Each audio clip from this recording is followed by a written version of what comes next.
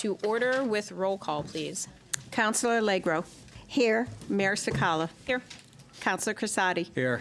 Councillor Hall. Councillor Mangini. Here. Councillor Matthews. Here. Councillor Pisner. Here. Deputy Mayor Santinella. Here. Councillor Thomas. Here. Councillor Ungary. Here. And Councillor Zanoni. Here. 11 members are present, none are absent. Thank you. Can I get a motion to move into executive session? So moved. All right, all in favor of going into executive session? 11 in favor, none against. Okay, we are in executive session.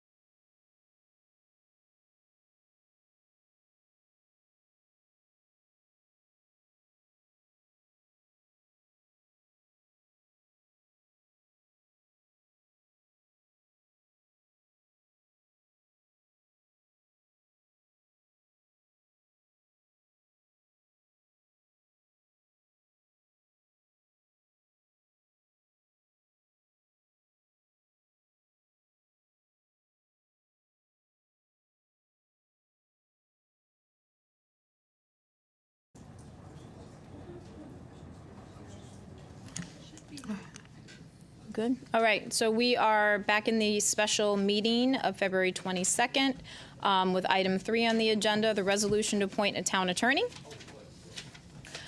Be it resolved that the Enfield Town Council does hereby appoint Cindy M. Cieslak as town attorney for the town of Enfield effective February 2, 2026 for a term which expires December 31, 2027. Be it further resolved that the Enfield Town Council does hereby authorize Mayor Gina Sakala to sign the agreement with Cindy Cieslak as town attorney for the town of Enfield, date prepared 1/29/26 by the town manager's office. Second. All right, I had a first and a second. Discussion on the resolution. Counselor Matthews. I would like to propose an amendment, please. And this will be to the second paragraph. I would like to amend the language to be it further resolved that the Enfield Town Council hereby authorizes Mayor Gina Sakala to execute an agreement with Cindy Cieslak as town attorney for the town of Enfield with the condition that the total compensation and fees shall be capped at an annual amount not to exceed $110,000, and that any request to exceed this limit must be brought back to the Enfield Town Council for approval. Second. Before, do you have that language, or do you need it? Do you need a? Okay. Do you want to? It's not. She just read it. Do you have it written down, or do you want to just read it again? I can read it again for you, Yeah. honey. I have with the condition that the total compensation and fees. Not to exceed $110,000. And that any request to exceed this limit must be brought back to the Enfield Town Council for approval. Are you good, Sheila? All right. So we had that amendment, and then we had a second by Attorney Allegro. Yeah. Yeah, you did. Congratulations by Counselor Allegro. All right. So discussion on that amendment only. Maya, did you want to start, or did you? Yeah, I would just like to explain. When we were discussing the resolution, it did jump to a couple of us that the amount that was in the RFP wasn't really mentioned anywhere. And we definitely wanted it on this cover letter. Zach and I definitely talked to Matt and Steve about this earlier today, and we thank you both for your time and for your guidance in trying to figure out how we could get the language in there that we thought would be the most transparent and make things a little bit more comfortable, especially for the two of us. We did understand the blank check thought or the not having a cap, and since everything that we're responsible for starts and ends with budget, we wanted to make sure that the public knew that we were being fiscally responsible here, that we had a handle on what we thought the fees should be brought to about. We know that there are always going to be outliers, but at least the language from the RFP we thought should be brought forward and made public in this agreement with the town attorney. Thank you. Counselor Zanoni? Thank you, Madam Mayor. I'm in agreement with Councilor Matthews. I just want to add, while it's not my anticipation to support the main motion this evening, what I do appreciate is I think we're all cognizant of the fact that all 11 of us have responsibility to ensure that the town of Enfield is engaging in the utmost financial responsibility. And I believe that this amendment does that and ensures that the town council can hold our town attorney to some foreseeable financial security for the future. So I will support this amendment. Thank you, Madam Mayor. Thank you. Thank you, Madam Mayor. Just a point of clarification. In the amendment that Councilor Matthews put forward, she named the attorney in the amendment. Is that correct? So she's amending this resolution, which does have Cindy's name in it. Okay. So just a few comments. I just want to start with the amendment itself, seeing that I can't talk about the actual resolution itself yet. But the amendment itself, I really appreciate the thought that went into attempting to cap the salary. I think the 110 was the maximum in the RFP that went out. So I certainly understand where the amendment and the thought came from. So I really appreciate the thought that went into it. The problem I have with the way it's written is it's not really a stopgap, if you will. It's not a hard stopgap, let's put it that way. So it's a stopgap. We get to 110 in attorneys' fees and charges, and then the rest has to come back to the council for approval. The problem I have with that is we could reach that halfway through the year, and where does that leave us for the rest of the year? We could get to that stopgap in a quarter of the year, and where does that leave us for the rest of the year? So it's not a hard stop. I definitely could support that part of the amendment if it was a hard stop, like this is what we're paying for our town attorney for this year, and that's it. Just like we have with all our other contracts in previous years with our town attorney, we've always had a cap on what they charge us per year for the town attorney work. So this is structured very differently than that, even with you adding the stopgap in there. I would like to see a hard stop on the salary, and because in your amendment you already included your choice of town attorney, that already excludes, even if we wanted to support any sort of amendment in the stopgap, it does exclude me as support, because I would support our previous town attorney, and that's Mr. Tom Tyler. So I do appreciate the effort and the thought that went into doing a stopgap for the salary. However, it really is not really a true hard stop. We could pay $750,000 a year in town attorney fees with no hard stop on this. So I appreciate it. Thank you for the amendment. But unfortunately, I'll have to be a no. Right. Thank you. And just, no, this is, no. You started before you let the public in. I didn't hear the first half of what she said. Okay. You can definitely watch it on YouTube when, and it's probably live streaming right now as well. I will say, though, Councillor Hall, that it isn't actually a hard stop on a retainer for any town attorney that we've had, because as most of them are written, the contracts, the complex litigation and things outside of your normal scope are not included in that retainer. So there actually hasn't been in years past that hard stop that you're looking for, even with Attorney Talberg, because we had the Sarah Hernandez case. I think in years past, we've had other cases that have come in that have not been included in that retainer amount. So any other discussion on this amendment? Councillor Pisner. So I think what I take offense to is that we've already filled in the name. I think we should have voted on town attorney. Then if it ends up being Cindy, which I'm sure it will, then we do this. But you've taken every other person out, knowing that we're going to put up another name. So You can have your amendment after. Councillor Crissati. Good evening. I do appreciate the amendment that was brought forward. It was a part of our discussion that we had, a respectful discussion, so that there would not be a, as we're kind of calling it here, a open-ended checkbook, so to say, and putting a cap on a spending.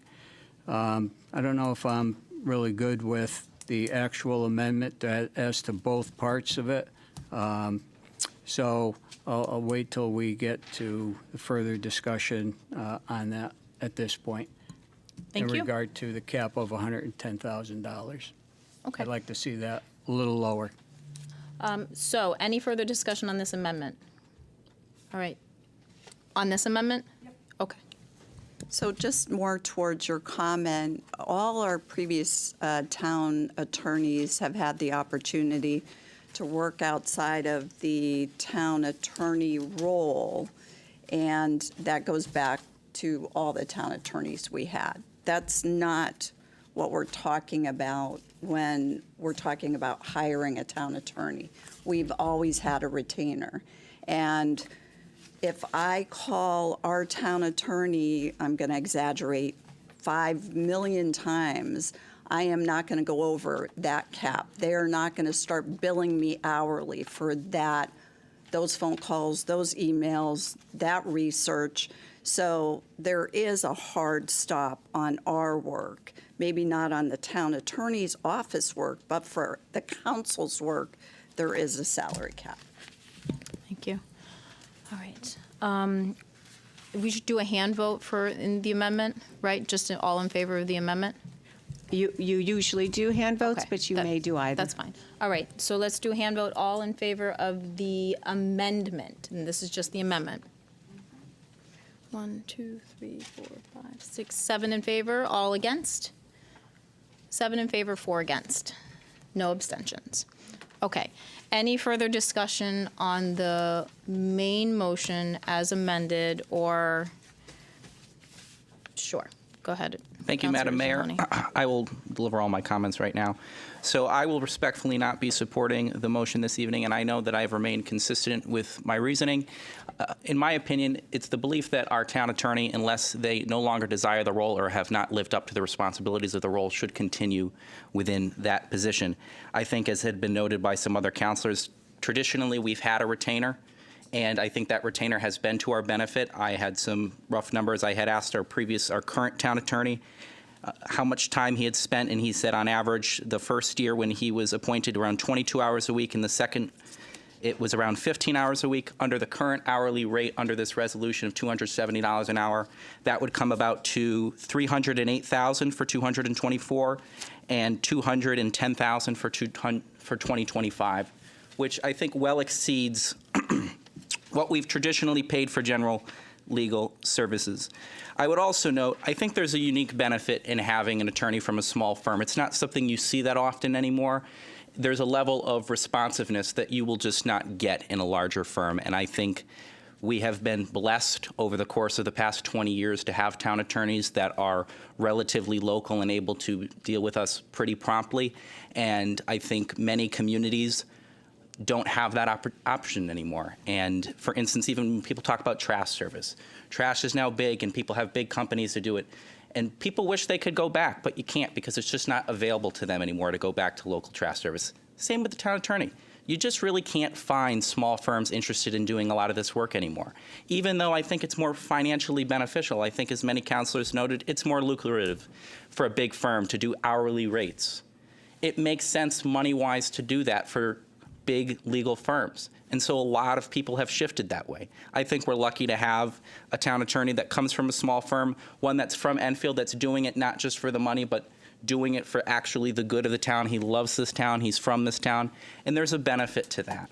And I think the amount of work that he's done that's well exceeded the scope of his contract is insurmountable, and we will not have a town attorney in the future to do that. I understand tonight that he likely will not have the support, but I will note that I am relatively pleased with the interview that the current Cindy has delivered, and I have faith that she will be able to live up to the responsibilities, but respectfully, I will not support the motion. Thank you, Madam Mayor. Thank you. We have a couple of minutes because we have to start a public hearing, so go ahead. We'll start with Councilor Crissati Okay. and go down the line, I guess. Thank you. Respectfully speaking, first, my comments, I will not be supporting the resolution tonight either. First, I believe continuity matters. Our town attorney, Mr. Tyler, brings years of institutional knowledge, and this is something that we had talked about during our interview. His knowledge of the charter, ordinances, land use decisions, tax appeals, prior litigation, that knowledge cannot be quickly replaced. And losing it carries a real risk, particularly when the town is going and ongoing complex matters.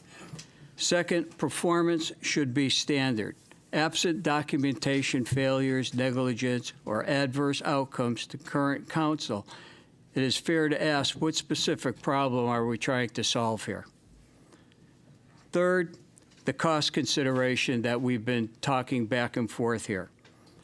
The new firm is definitely more expensive hourly. Having a smaller firm with based on his work over the past 2 years, he saved the money a lot of money. And more importantly, we have a long-standing relationship with Shipman and Goodman for labor relations, and that's what Rose Caller is noted for. So, and I know that we had discussed this previously also. I'm glad to see, that there was discussion about a cap in the spending. Just we have to remember that there is a legal fee exposure to the town and to the taxpayers based on what we're going to be getting ourselves into.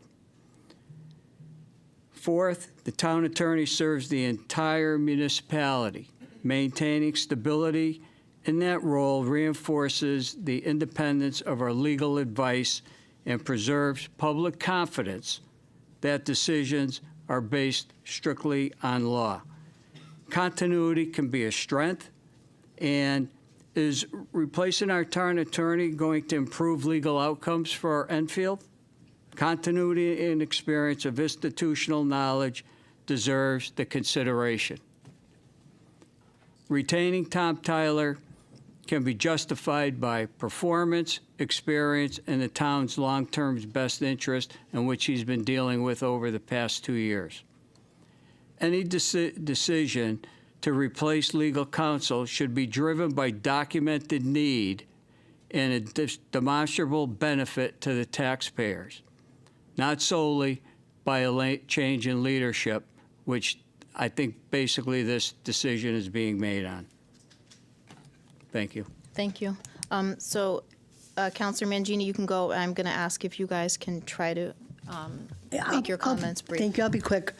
I am going to support the resolution for the new town attorney. Granted, our current town attorney, Tom Tyler, has done a phenomenal job. No qualms about that. He, as Councilor Crissati just said, he does come with institutional knowledge. However, I'm basing my decision on what and who, which firm will benefit Enfield.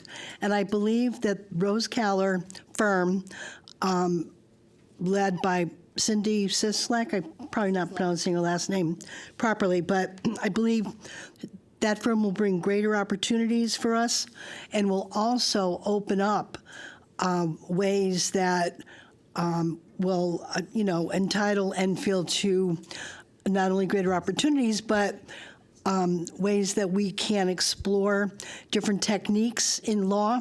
And I think we need to jump on this opportunity. So I'm happy to support that. Thank you. Thank you. Counselor Pisner? So I'm going to be in disagreement with you, Cindy. Tom Tyler is an outstanding resident in this town. Born and raised here, just like me sitting here, Lori, many of you. He understands this town. He understands its needs. And he works for us. He's our attorney. We're sharing the new attorney. We're going to share her with all her other clients. Tom was ours. Tom is here because he cares about this town. And that's loyalty. And I am a loyal person. And like Councilor Crissati, you said it, he did nothing wrong to be terminated. So I'm going to ask for the justification to the taxpayer out there. We are going to double a salary, not get as much, and get rid of a man who wants this job, who lives in this town, who volunteers his time at the senior center to help our seniors, who has long time worked for our Board of Health and our fire departments. He's an outstanding resident in this community. Everybody knows him. He wants to be here. But we're going to trade that in, double the salary. You think Cindy's going to pick up the phone on a Sunday? No. Tom does. Do you think Cindy's going to answer an email? No. Tom does. So to say that we're going to get more benefit, bigger bang for our buck, is so wrong. We are doing a disservice to the Enfield taxpayer. Hard no. Thank you. Councillor Hall. So do you want my amendment here, or do you want me to wait till everybody So says we need their to vote, piece? we voted on this amendment. Yep. So now it's open discussion. If you want to do your amendment now, go right ahead, because then we have to have a vote on it. It has to be seconded, you have to have discussion on it, and then vote on it. So you want to do it now, go right ahead. So you want to finish the comments? We'll finish the comments. Okay. Okay. So I'm sorry, sir. This is, No, I need to say what I'm going to say. So, sir, no, this is not, there is no back and forth. I'm so sorry. like to go on the You record. can go ahead, sir. I would like to love go to on hear the from you. record. No, It'll take listen. 30 seconds You to can, go on the no, record. so this is not the time and the place. You I can. was denied. I don't even know what the Aaron, amendment was. It wasn't read in my Counselor- presence. This council violated FOI. Sir, I started I'm going to the ask meeting you one more without time. opening I the would door. love to hear from you if you want to go ahead. My name is Edward Karuta from American No. News. I would like to go on record. Point of order. Okay. Point of order. All right, motion to for go. recess. Thank you. Second and all in favor? All right, we're in recess.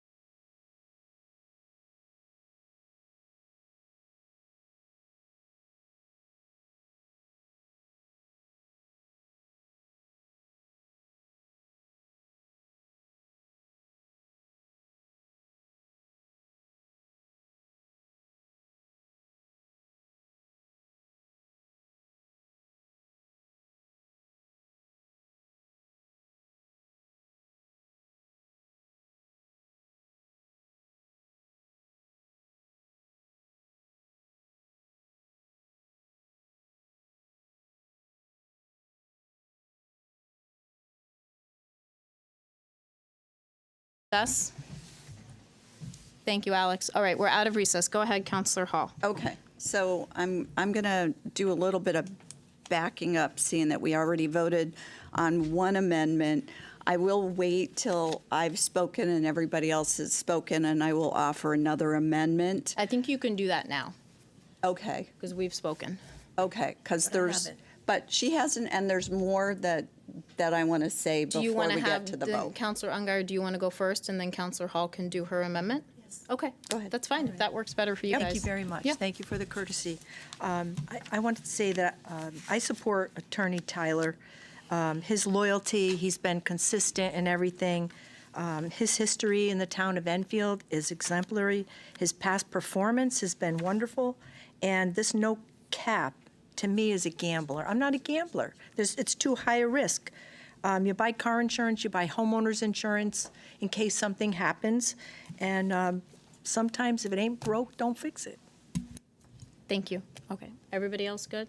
Okay, Counselor Hall, go ahead. Okay. I just lost my notes on my pad, so hold on one second.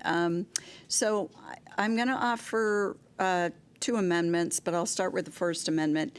And for folks that are trying to follow what's happening here tonight, before I get to my amendment, I'm just going to tell you a little bit. There was an RFP that went out for a new town attorney. And it was an RFP that stated a salary range that we were willing to pay as a town. And I say we, it wasn't a council vote to send out. It was actually done by members of leadership to go out for the RFP. So we didn't discuss these salary parameters at all as a council body. Needless to say, the RFP went out, and it went out with a very specific criteria in it. What we're discussing tonight is not that criteria that went out in the RFP. It's very different. The contract that we have in front of us that has been amended tonight to do a salary cap until they come back to the council and ask for more money. So it's not a hard stop. It's not what we've done in the past with our previous town attorneys, which was all a retainer cap. It was a hard cap. That is not what we are voting on tonight. It is not what was sent out in the RFP. This is a very different contract that we are looking at with the amended attorney. So just giving the folks a little bit of history of where we are, I am going to offer my amendment, and the amendment would read, be it resolved, the Enfield Town Council does hereby appoint Tom Tyler as town attorney for the town and effective today's date for the term to expire in 2027. I'm not going to read the rest of the resolution unless you need me to, Sheila. The second part, it talks about an agreement that Gina would sign. I'm just amending the first part for now. Okay. So we have an amendment. Do we have a second? Second. Okay. Any discussion on the amendment? So everybody has spoken about Tom. I don't think I'm going to be redundant. The man is an icon in our town. The man has given countless free hours to this town in legal work. There is no limitations to this council when they've called him, emailed, reached out to him. He is truly a friend of Enfield and has worked extremely hard over the last 2 years for the town of Enfield. He will answer the phone on a Sunday night, on a Saturday morning. He will respond to you quickly, and there won't be any hourly charge to the town for these interactions with the council. He truly is a dedicated employee, and he has given everything to this town. He's done it with a very small salary. We've paid him $65,000 a year, and he's been truly at this council's beck and call. So to throw away an employee like that, I think is appalling. I think it shows really bad faith for the fiscal body of this town, which we are, to go out and pay a bottomless salary to an outside attorney fee and not look out for the taxpayers of the town of Enfield. So that is my comments, and Thank you. Okay. Any further discussion on this amendment? All right. All in favor of this amendment? 1, 2, 3, 4, 5. All against? 5 in favor, 6 against. Amendment fails. Did you have another one? I do. I have a second amendment to the attorney resolution. It's different than the one Maya did? Yes. Okay. Yep. So it'll read, it'll pick up at the second part of the resolution. So it will pick up on paragraph 2 where it says, "Be it further resolved, the Enfield Town Council does hereby authorize Mayor Gina Sakala to sign the retainer agreement." And then it will give the amount of $85,000 for a general retainer for all general legal services, excluding litigation, administrative proceedings, and large legal projects, period. Okay. That's the We amendment. have an amendment. Do we have a second? Second. Okay. Any discussion on this amendment? I know we've discussed the retainer. Again, you have something addition because we need to move this along. Okay. Yeah, so I just respectfully, I think it's important to note that when we're sending a contract forward, that contract is amicable to the attorney, and I think it's been stated before that a retainer, while they were willing to explore a cap, a retainer would not be something that they would be entertaining, and I think it's important that whatever we send, it's some sort of compromise, so it's something that we actually can put into place and is pragmatic. So respectfully, I can't support it, though I do support the idea of a retainer, but I recognize that the current attorney that we're going to be engaging with does not. Thank you, Madam Mayor. Thank you, Councilor Zanoni. Okay. Any additional on this amendment? Yep. So I am going to comment back to that and just return to what the RFP was that was sent out. And it did have a cap in it. And it's not what we're looking at here tonight. So respectfully, I understand what you're saying, but that was not what the RFP request was. So again, the pool of attorneys that would have come back if the RFP was written the way we are accepting a contract tonight, the pool of attorneys would have been very different than what we saw. So I go back to the bait and switch here. We went out with one criteria, and we are voting on a completely different criteria here tonight. Thank you. All right. Any further discussion on this amendment? All right. All in favor of this amendment? 1, 2, 3. 3 in favor, all against. 8 against. That amendment fails. Councilor Hall, anything else on that? No, that's it. All Thank right, you. Thank you. All right. No further discussion. We'll do roll call, please. As on the resolution as amended, the first amendment that passed. You want to read it? Do you want me to read the resolution again? I don't As have her amended. language. Okay. Okay. Do you have your language up, Councilor Matthews? Do you want to start with be it resolved then, because you have your exact language up? Somewhere in here. Here, pass this down to her.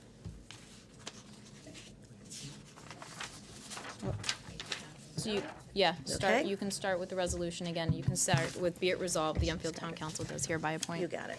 Thank you. That way, it's easier if you do it, you have the language. Be it resolved, the Enfield Town Council does hereby appoint Cindy M. Cieslak as the town attorney for the town of Enfield, effective February 2nd, 2026, for a term which expires December 31st, 2027.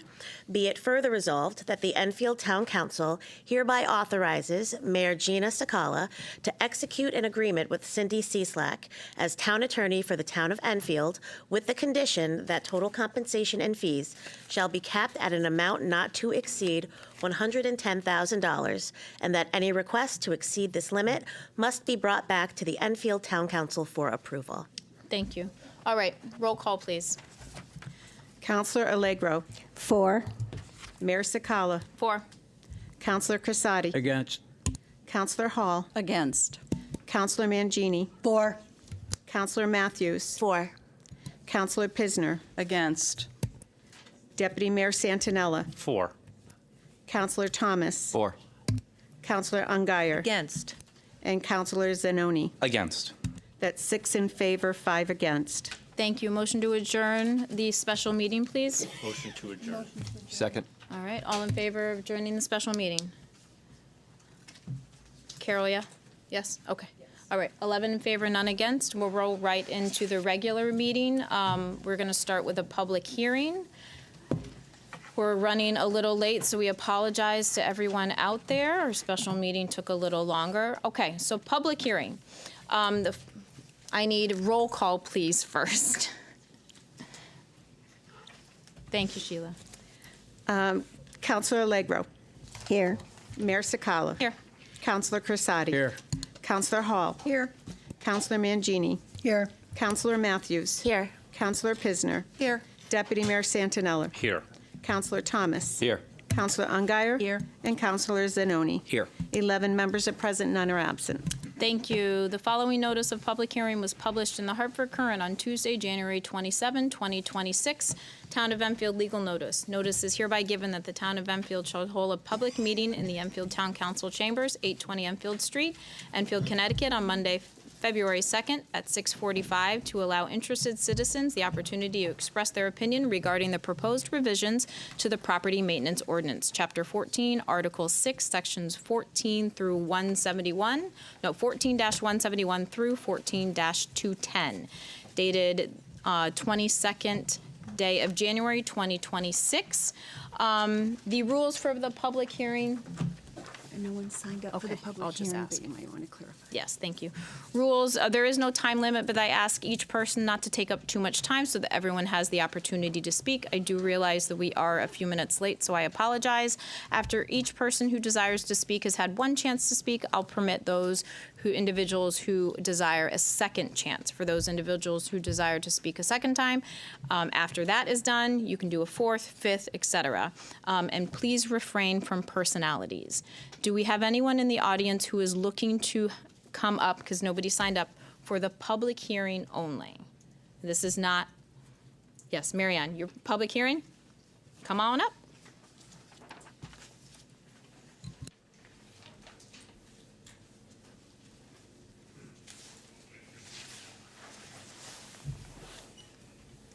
Mary Ann Turner, 7 Meadow Road. I'm just asking you to support the changes that are in this document you have in front of you. It will tighten up some things for the blight ordinance, and I'm just asking for you to support it. Thank you very much. Any other comments or public on this public hearing? Come on up, ma'am.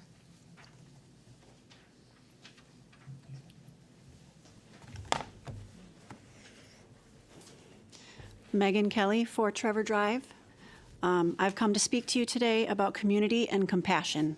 Wait, man, I'm sorry, Ms. Kelly. It's for the public hearing on the blight ordinance. Yes, correct. That's, okay, Yep. perfect. I understand that our blight code is being considered for changes, and I want to put forth an opportunity to make our town an even stronger, resident-focused community. First, why does blight happen? Many reasons. A homeowner may have been ill, hospitalized, or passed away. Homeowners might be working multiple jobs just to make ends meet in our current insane economy, and just be struggling to afford basic necessities with no time or money to take on a big repair expense. Or a homeowner could be elderly or a single parent with no local support, simply trying to save bit by bit to cover that expense or regular maintenance. Or it could also be a business in our community who has simply decided that parking lot maintenance or trash pickup isn't worth their concern, or a landlord who does not properly care for their tenants' safety and well-being.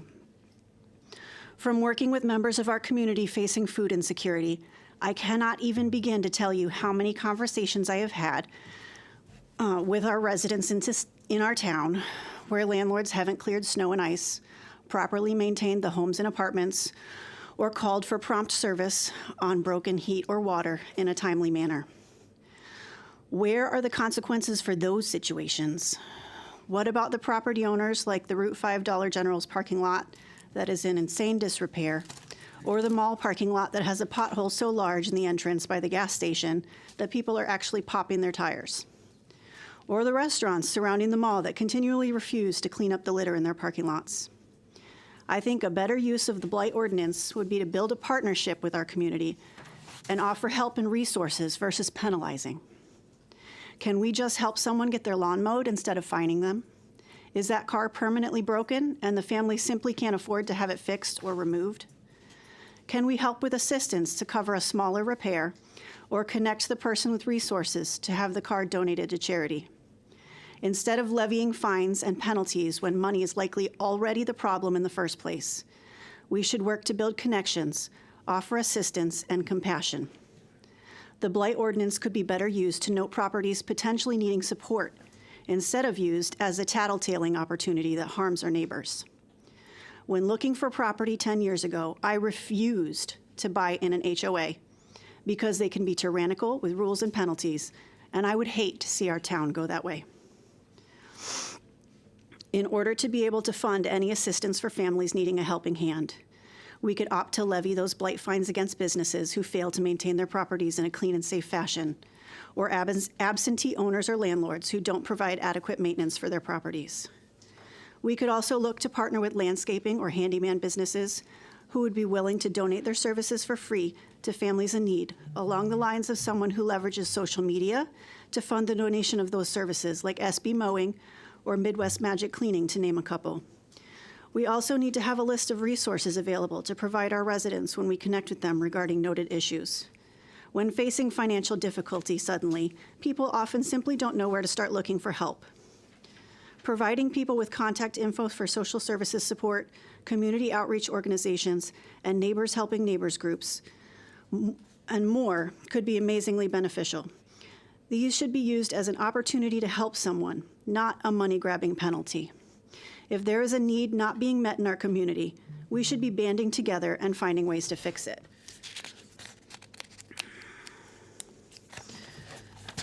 My other concern regarding the ordinance changes are with regards to brush and landscaping. As a native gardener myself, blight complaints can be potentially a problem, as many beneficial native plants can be on the tall and billowy side.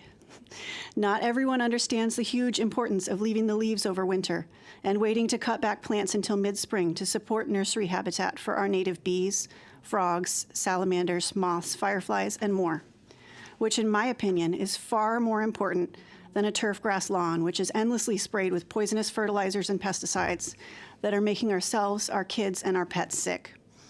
I proactively sign about my pollinator pathway certification and my wildlife habitat certification, and I take time to speak to my neighbors when they ask about my gardens.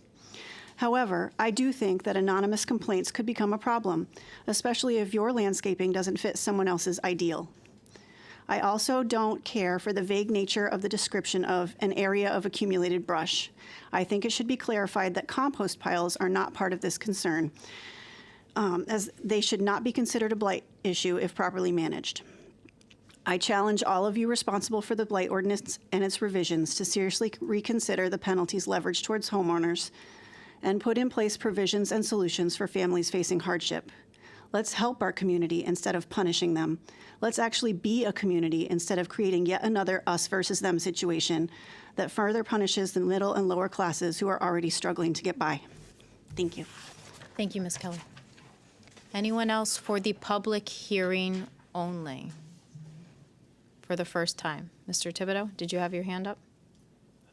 Oh, I'm sorry. Okay, sir, did you have a comment for, before I go to Mary Ann Turner, did you have a comment for public hearing? For the blight thing? Yes. Okay, then come on up. Oh, I know.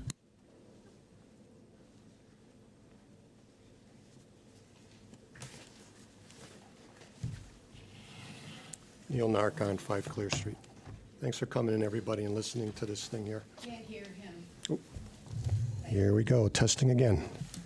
Could you restate your name? I'm sorry, sir. Yes, Neil Narcon, 5 Clear Street. About the blight thing here, and I'll just give a quick summary here, and I'll get into some details in a minute here. But looking over everything here, I can see that the blight proposal really tightens timelines, increases penalties, and broadens minor issue coverage, which a lot of us, including me, argue this overreach goes beyond typical approaches while the town allows its own taxpayer-paid properties to decay into disrepair from lack of proper maintenance.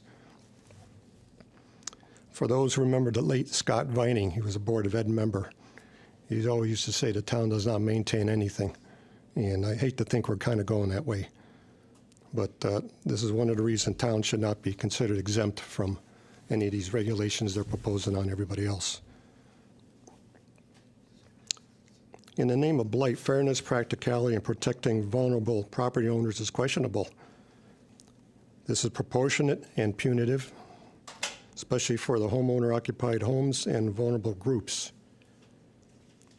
And I don't have to tell anybody, in today's economic climate, with total collapse imminent, taxpayers have to really tighten the belt and do what they have to survive. Because this is, most of this blight stuff is, my opinion, is mostly financial. And people have to really make a choice. We're going to prioritize this and do what we have to do. Public nuisance, private nuisance, what's the difference? It seems like it's a catch-all for the town of Enfield. You know, for example, faded paint on a house is not a private or a public nuisance. Maybe it's an eyesore, but even then, that should not be considered blight. It's not a health or safety problem. And most of this blight should be considered either a health or safety issue to even be talked about. Interestingly enough, back in 2011, the patch covered the same type of public meeting we had back in 2011. And interesting enough, a lot of the key points that people spoke about, including myself, were not added or even considered on any of these drafts, even the one that was prior to this one. So, and I stated the economy's bad, the taxpayers broke, but nothing's really come out from with this latest proposal. In fact, all the fees and fines are really gone catastrophic and ballistic. Another point here, somebody said that many in the audience and several members of town council spoke against the exemption of the town from the proposed ordinance. And they're looking at the fairness and giving examples like the Higgins and Brainerd schools, as well as other town properties.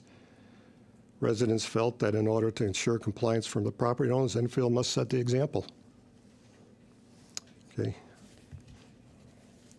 Another person that's not a town member but from Windsor Locks came here, and he says he was involved in writing a town ordinance for blight in his town, and he warned against eliminating the town exclusion for that blight.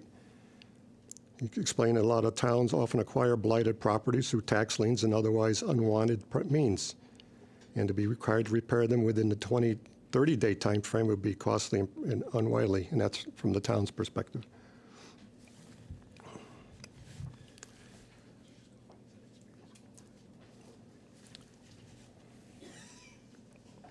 And I don't know now, I was reading through the proposal here, and there's a lot of talk about having a 3-panel person determine what's really blight, and not when it gets to that point, rather than have one person be the sole authority on that.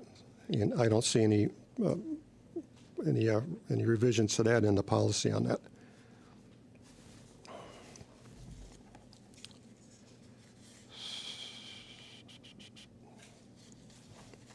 So it was interesting because all these elements that were in that patch article on the 2011, there was nothing here in the latest proposal that I seen cross over and bring into here. Okay. The other thing too is this whole revision should be a standalone document.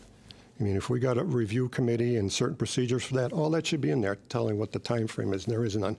And don't refer it out to this chapter number, that chapter number, or what the state does. It should all be all-inclusive here and not make everybody go everywhere else.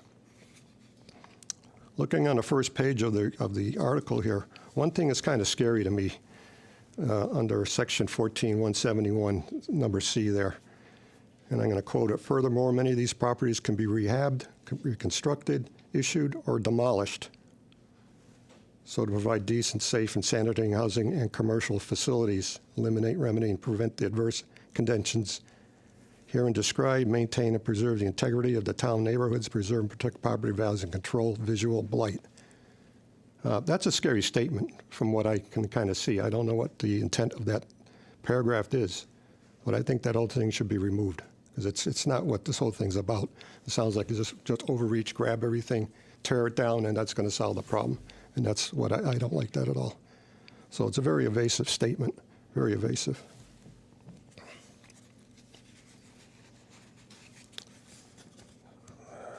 Just a couple other quick notes, and I'll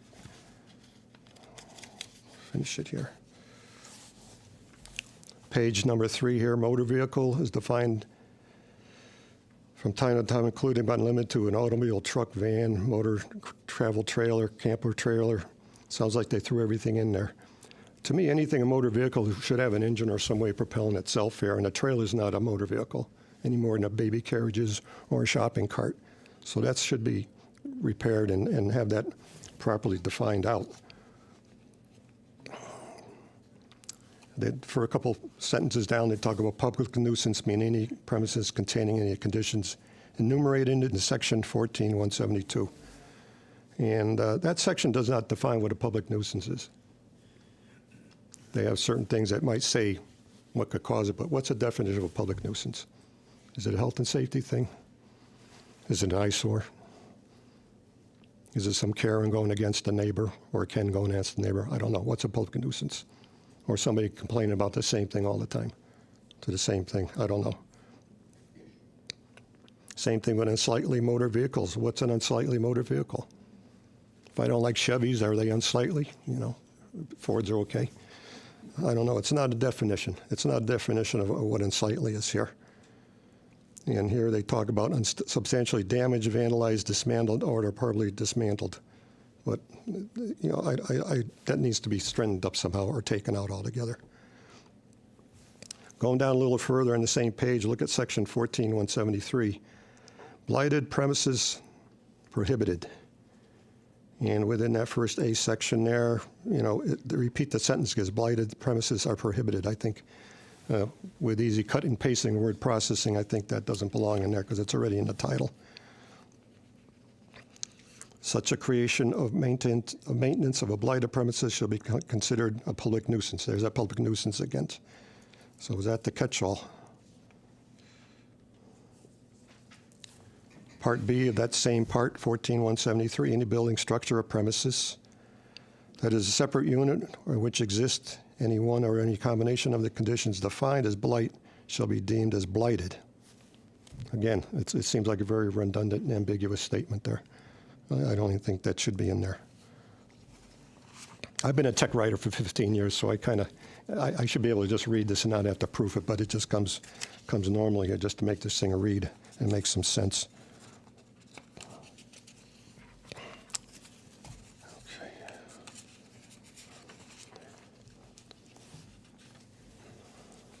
Okay. Just a couple action items here too. I gave some ideas here and just a couple things I think should be in there.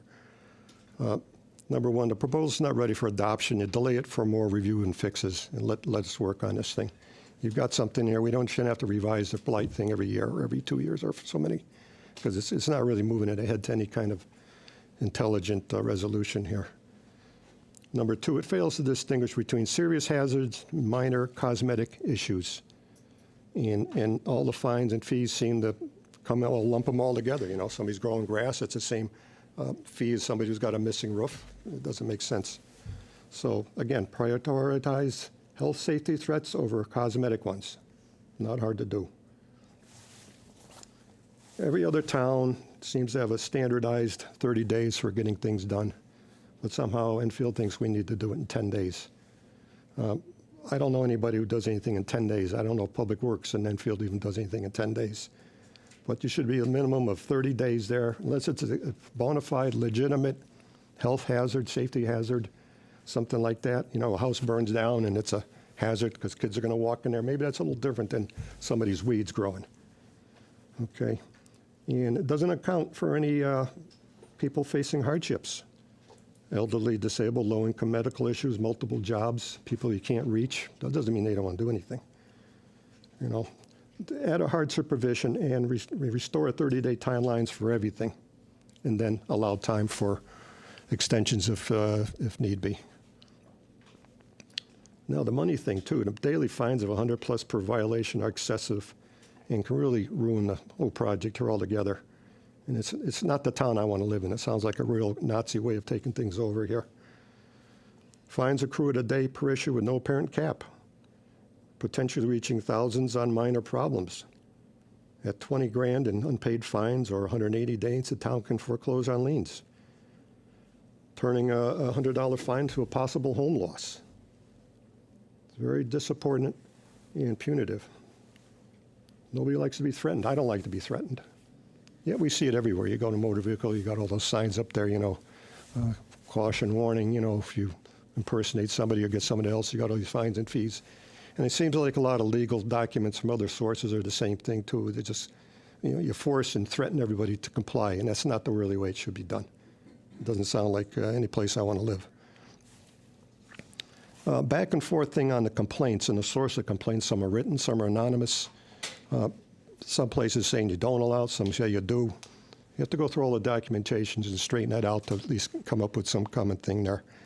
But the anonymous complaints, even low priority, open the door to abuse and neighbor disputes. And I think a lot of these complaints arise from all these so-called Karens that just call in and they don't like something and just ruin somebody else's life over this. It's not right. So I think all complaints should be signed and verified. And maybe somebody from the Blight Committee goes out there and checks it out and sees what's going on and see if it's a legitimate concern or not. Very simple. Very simple. In your provisions there, there's no hardship or assistance provisions for vulnerable residents. Some places talk about it, but again, that document should have all those things in there. If it's not in writing, to me, it doesn't exist and it's not there. Broad powers, liens, abatements, foreclosure, it's just overreach without enough safeguards, and you don't have enough safeguards here. There's no catch-alls there. I talked before on enforcement on real problems, not subjective or minor ones. Because the revision could be just weaponized against normal property variations. Somewhere you should have some requirements, say multiple conditions or a threshold, if there's a neglect over a period of time before you trigger some kind of action there. Maybe the guy's getting around fixing his lawnmower. He's going to cut his grass. So, somebody's going to jump on him because he's over that threshold. I don't know. So, and I think that's pretty much it there. But anyway, thanks for listening. I hope you work on some of this stuff here. Vote this whole thing down for now, and let's work on it. I wouldn't mind joining in and trying to help them out do it. Thank you. There is no vote on that tonight. What's that? There is no vote on this tonight. Okay. Just Thank want to you. get the input Yep. there and everything else. I couldn't tell. Thank you. Any further comments on the public hearing only for the first time? For the second time, Mary Ann Turner, come on up.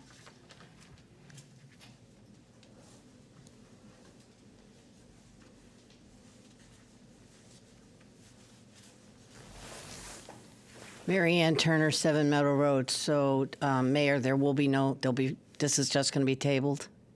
I don't think it's on the agenda. It's not on the agenda? It's just the public hearing tonight. So we can take the feedback and Blight will continue to work on it.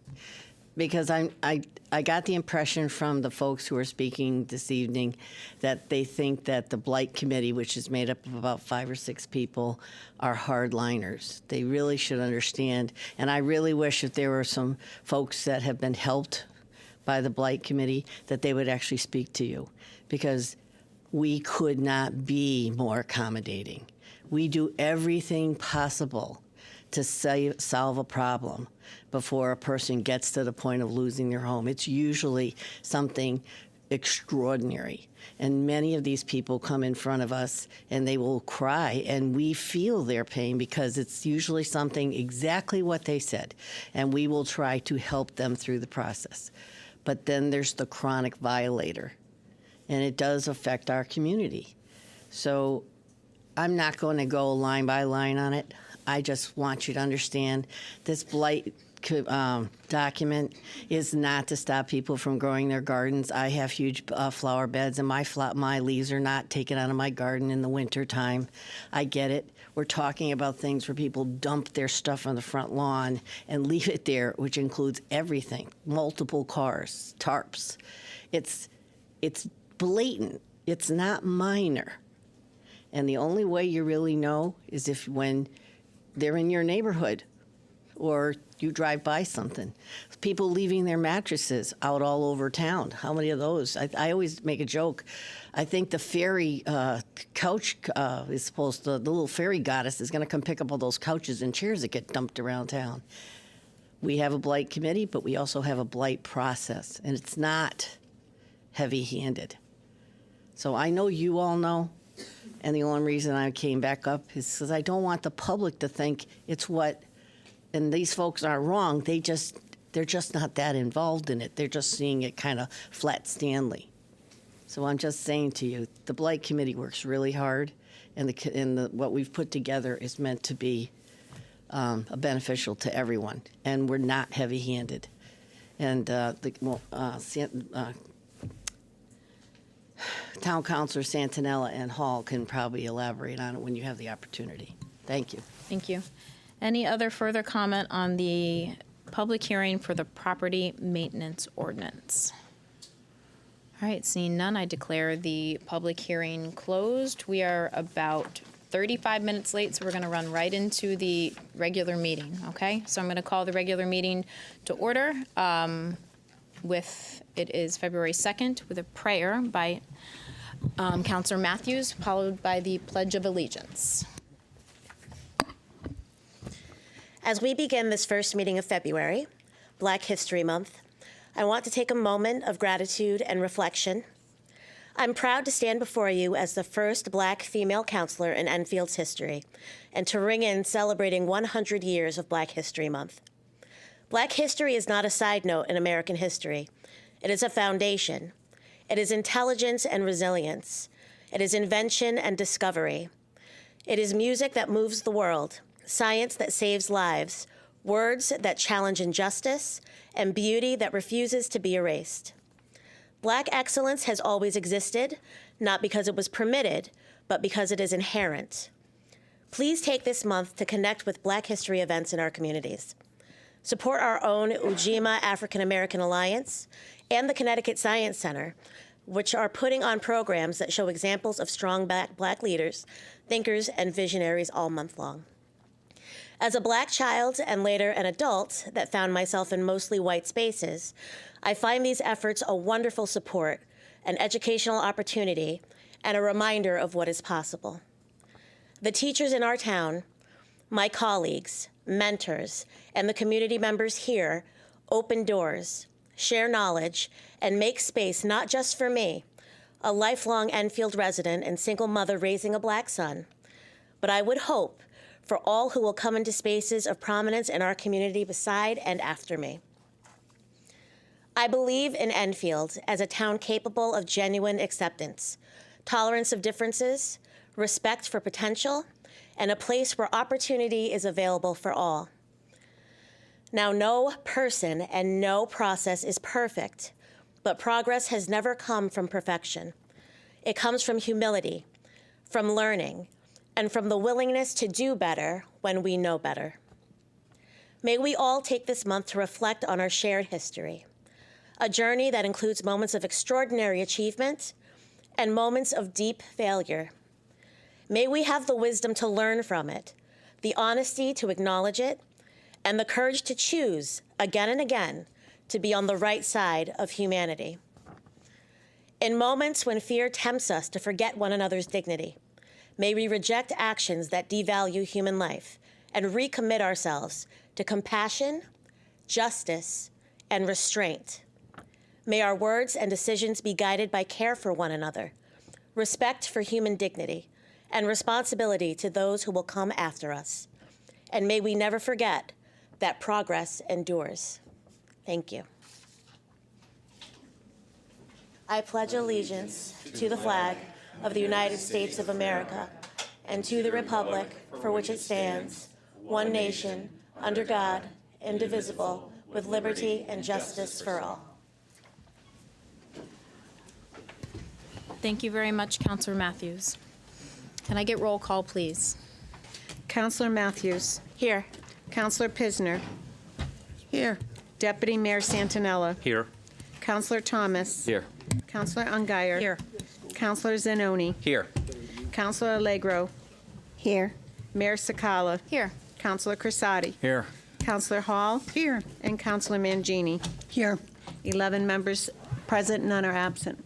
Thank you. Item 5 on the agenda is the fire evacuation announcement. In the event of a fire and emergency, there are 2 means of exits in the council. Exit out the rear doors that I'm facing or behind the audience. Walk a safe distance away from the building, or exit through the side, my left, or the audience's right, and walk down 1 flight of stairs, out the doors, and a safe distance from the building. Item 6, minutes for preceding meetings. Oh my goodness. Regular meeting of January 20, 2026. Can I get a motion to approve? Motion to Second. accept. And there was a motion and a second. And any discussion, additions, deletions? All in favor? 11 in favor, none against. Goal setting workshop of January 21, 2026. So moved. Second. First and a second. Any additions, deletions, or changes? Okay, sensing none, all in favor? 10 in favor, any abstain? Okay, 1 abstention. And the goal-setting workshop of January 27, 2026. So moved. Second. First and a second. Any changes to this one? All right, all in favor? Okay, 10 in favor. Any abstentions? Oh, 9 in favor, 8 in favor. I cannot count tonight.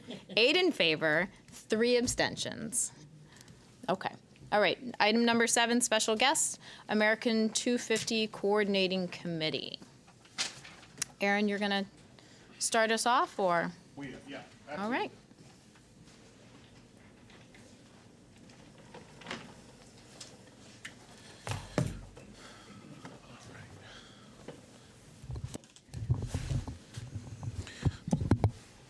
Good evening, everybody. Aaron Markovich, Director of Economic and Community Development.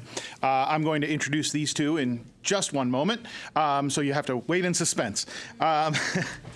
We came tonight because we wanted to update everybody. This is 2026, which means this is the 250th anniversary of the founding of the United States, or the signing of the Declaration of Independence. And there is an effort underway, as many of you already know, to recognize the 250 years of the American experiment. And I say that because I won't point out anybody. Some of you may have remembered the 1976 bicentennial. And there was a lot of reenactment and a lot of that sort of thing. This time around, it's a little bit more broad-based. It's looking at the whole idea of democracy and how people work with the United States. So it's a much more varied look at how America has changed over the years. So there's federal, state, and local level initiatives, as some of you may remember, there was an established coordinating committee, which is how I'm getting to these two, to help connect local groups which may be trying to plan events and create a coordinated system. So the coordinating committee is made up of these fine folks here. Cindy Kinney is our chair, down here. Emily Clifford is our vice chair, here. And then we have all of the other great folks who have been really putting in a lot of effort over these years. They represent different organizations. We have folks from the DAR. We have the Historical Society sends folks. It's a really great collection of people to do this. So I will pass the microphone down. Doesn't have a lot of reach, so may have to lean in. Introduce yourself again. And then go. Cindy Kinney, America 250 Chair. The committee has been meeting since January of 2025. We meet monthly to discuss different opportunities and try to brainstorm ideas and concepts of what Enfield's America 250 should look like and can look like. We've have discussions with a lot of different groups, including the Enfield Historical Society, Daughters of American Revolution, Public School, 4th of July Committee, the Library, Enfield Rotary, and the Veterans Council. And we're currently developing materials and exhibits to display at different events, as well as coming up with some swag, like T-shirts and different things to commemorate the event. All right. So Emily Clifford, and I'm vice chair of this committee, and also chair of the Enfield Culture and Arts Commission. So we're a proud partner with this commission.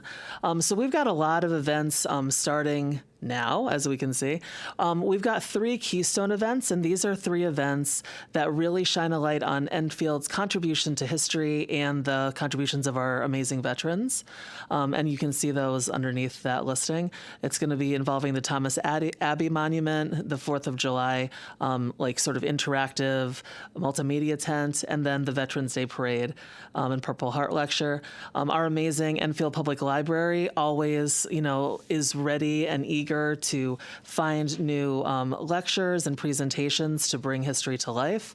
The Enfield Community Chorus is going to have a special spring concert where there'll be an emphasis on music with American themes and patriotic music as well. We were able to get jazz concerts by retired music teacher Vin Casada into the upper elementary schools. And then we've got lots of other great exhibits and information that will be able to travel with those keystone events and really show like the branding and the Enfield specific spin on America 250. And so that's going to be really cool to see. And once again, a couple other school events so that kids of all ages can participate, as well as, all of the different adult groups that we have in town. We have many ideas in development still. We're working really, really hard every single month, and we hope that some of the things you're hearing tonight will encourage other groups to get involved and support us at all of these different events that we're going to be looking forward to. So that takes us to how to learn more. There are 2 pages. You can certainly find out about the America 250 committee through the town page. That address is up there. But we also have a section of the Enfield Culture and Arts Commission.org. That may be a little easier to find. On there, you can find the calendar of events as they are being developed. You can find links to materials. If you're a homeschooler, we have materials on there that folks can use to develop programs. If you are a 6th grade and up, you can find the link to our ongoing essay contest. And then, of course, we do have a Facebook page, Enfield America 250. We have meetings on the 4th Thursday of the month, or folks can just come and find me at Economic and Community Development, and I can give them plenty of information. So really the overall goal here is for us to be able to tell you and the community at large that there will be activities this year that are commemorating America's 250th. There will be ongoing lectures, programs, activities, so we hope folks turn out for these programs and events. We have a long linkage in Enfield, not just with the American Revolution, but with sort of that American experiment. So let's get out and celebrate it. We're happy to take any questions if you have them. Thank you very much. Any questions or comments? Councilor Mangini. Thank you all for your very much hard work. It's truly amazing what you're trying to accomplish and you will accomplish. To you, Aaron, I'd like to just pose the question. You have been in contact with our regent, Lori Edwards. I will not refer to this as the Rock, but Lori has sent out an invitation to all council members, I think town staff, to, I guess, meet actually in the Skidco room, which I'm not really sure is going to be large enough for the dedication of the Jonathan Edwards Monument, the Rock. Could you? Yeah, let me clarify that a little bit. So Jonathan Edwards, in case you're not hip to history, was a minister and helped kick off really the first great awakening of religion in the United States. Very complicated. We could spend an hour on it. I know we're not going to do that. But there is a rock because his major speech, the one that he is most well known for, was preached in Enfield, down sort of towards the high school and the Historical Society. And we are going to be rededicating that monument on April 25th. That part will be outside at 10 o'clock at the monument itself. Afterwards, there's some activities that are related to the DAR. So in terms of the public aspect of it, it's outside at the Edwards Monument, April 25th at 10 a.m. Okay? Yeah. Thank you. Councilor Zanoni. Thank you, Madam Mayor. I'll be brief. So I am lucky. One of my day jobs is I'm a graduate student intern at UConn, and what I do is I'm placed in Mansfield public schools, and I'm responsible for their 250 curriculum for their grades 5 through 8. And one of the things we did, and I know it was mentioned for the town clerk, so maybe even Sheila could talk about it. When we went into the town clerk's office and looked at some of their original documents, we saw that the town of Mansfield wrote their own Declaration of Independence, providing their own reasoning. So I was wondering if that's some of the documents you're going to be looking for and seeing what we have here in Enfield. Yeah, it's actually turned out, I didn't really know this. Again, my specialty in history is a little bit more early 20th century, so I'm kind of getting up to speed on it. And this was actually a common thing for the communities to do, was to establish kind of their own declaration. So Enfield had one, 1774. It happened actually the weekend after July 4th, so it's kind of weird that our July 4th commemoration is the weekend after. And we will be highlighting that. We will be bringing those documents out. Awesome, that's great. Thank you, Madam Mayor. Thank you. Deputy Mayor. Just one quick thing. I happened to be at the 4th of July committee meeting last evening, and they were asking they had some questions for me about how they can integrate into what you guys are doing. There seemed to be a little bit of confusion about what this committee was able to offer them. They have some ideas. They weren't sure whether or not there was money that they could actually have to do some special things at this year's 4th of July celebration. So it was just one meeting that I went to, but I was going to send you an email. So since you're here, Yep, I'm just absolutely. going to tell you. If you could just, if somebody could just get back to them and talk about, let them share with you some of their ideas for fireworks or displays or things that they want to talk about, and see what money might be available for them to enhance their celebration this year. We will absolutely do that. I will point out, and perhaps this was a good thing we should have said, the committee itself does not have any sort of budget, so we are sort of stringing pieces together along where we can and looking for support from the actual nonprofits. Okay. Thank you. Councilor Matthews. I feel like I just got called out because I'm on the America 250 committee and on the 4th of July committee. And I just want to say Aaron has been doing such a spectacular job. When he got all of us together, he reached out to everybody in the community that might have something to do with arts, events, community engagement. And you have been just coming through with ideas every month. And I just wanted to say that you've just been excellent. And I think that we're going to have a great turnout. We're going to have some great ideas come to fruition because you're at the helm. And ladies, you have also been doing a bang-up job. I'm really glad that you guys are heading the whole thing. But it's going to be a lot of fun. I implore everyone to go to that website and make sure that we attend all of these events because it's such a great opportunity that only comes up, Matt, you said every 250 years? So let's take advantage of it while we can, right? Yeah, but thank you guys for everything that you're doing. Thank you. Councilor Ungar. Hi, thank you for coming and giving the community an update on all the hard work you've been doing. You three are amazing, leading the charge with this whole thing. And I serve on this committee as well. And some of the brainstorming has been amazing. And you're so creative, and the ideas are wonderful. I can't wait to see it all play out. So thank you. Thank you. All right. We appreciate you and the work you're doing. Keep it up. Next special guest is Donald Nunes discussing the tipper barrel and bulky waste costs. Well, this sounds as much fun as the presentation we just got. Hold on one second.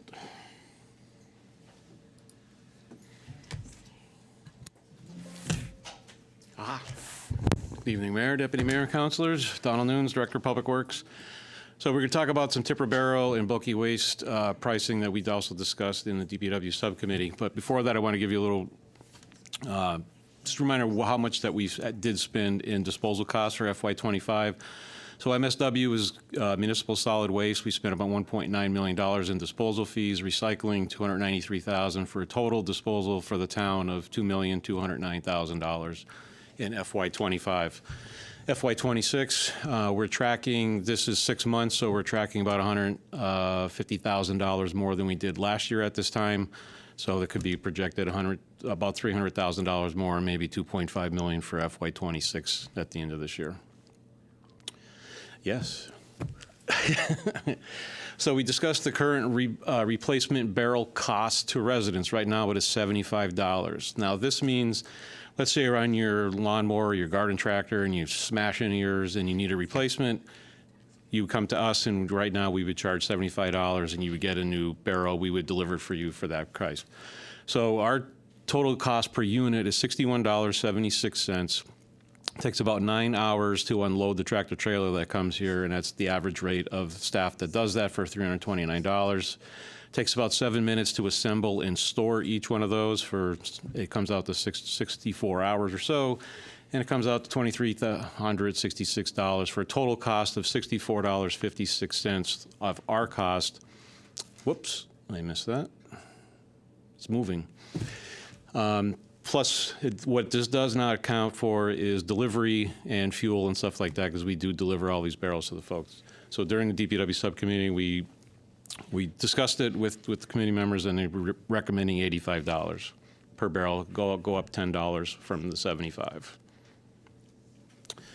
Now, the second and third tipper barrel costs for MSW right now, 645 people have extra second or third barrels in the town right now.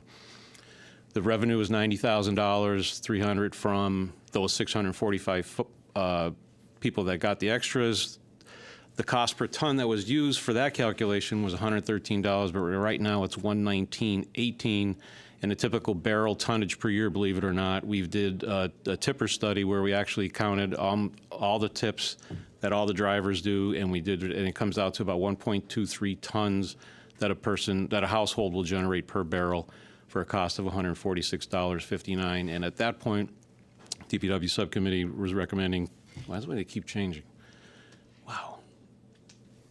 $200 for the barrel. And it does say that, again, a fee to be established by the director, but I would never do that without going to council and get the consensus from council to do so. So that's where we're at with that.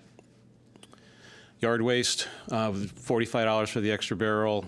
That's for the extra tag. That's not for the replacement barrel or whatever. That's just to have the right to have us pick up a second and a third barrel. There was only 65 folks who did that last year. There's $2,925 in revenue, and we recommend there was no change to that cost. Keep it at $45. Now, bulky costs, this is pretty interesting for you folks. We had 200 pickups last year, and we only do them on Wednesdays. We had 200 pickups. The gross revenue was $30,000. The tonnage was 73.64 tons out of those 200. So between that, the number of hauls, the disposal cost was $15,463. The labor hours, you subtract all that, and we have a total net revenue of $5,967.78. And our break even was 120.16. So we recommended at the DPW subcommittee to not change that, since we're about $30 in the positive with that. So the reason I'm here, again, I would never raise these rates or do anything, again, without council direction. So I was just wondering if you folks had any input, or if Deputy Mayor. Thank you very much.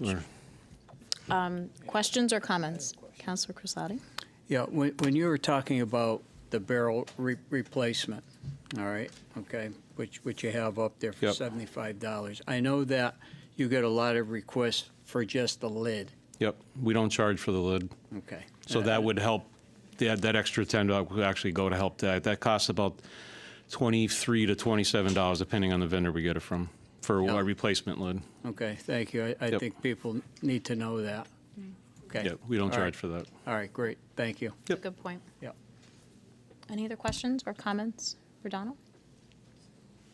Councilor Hall?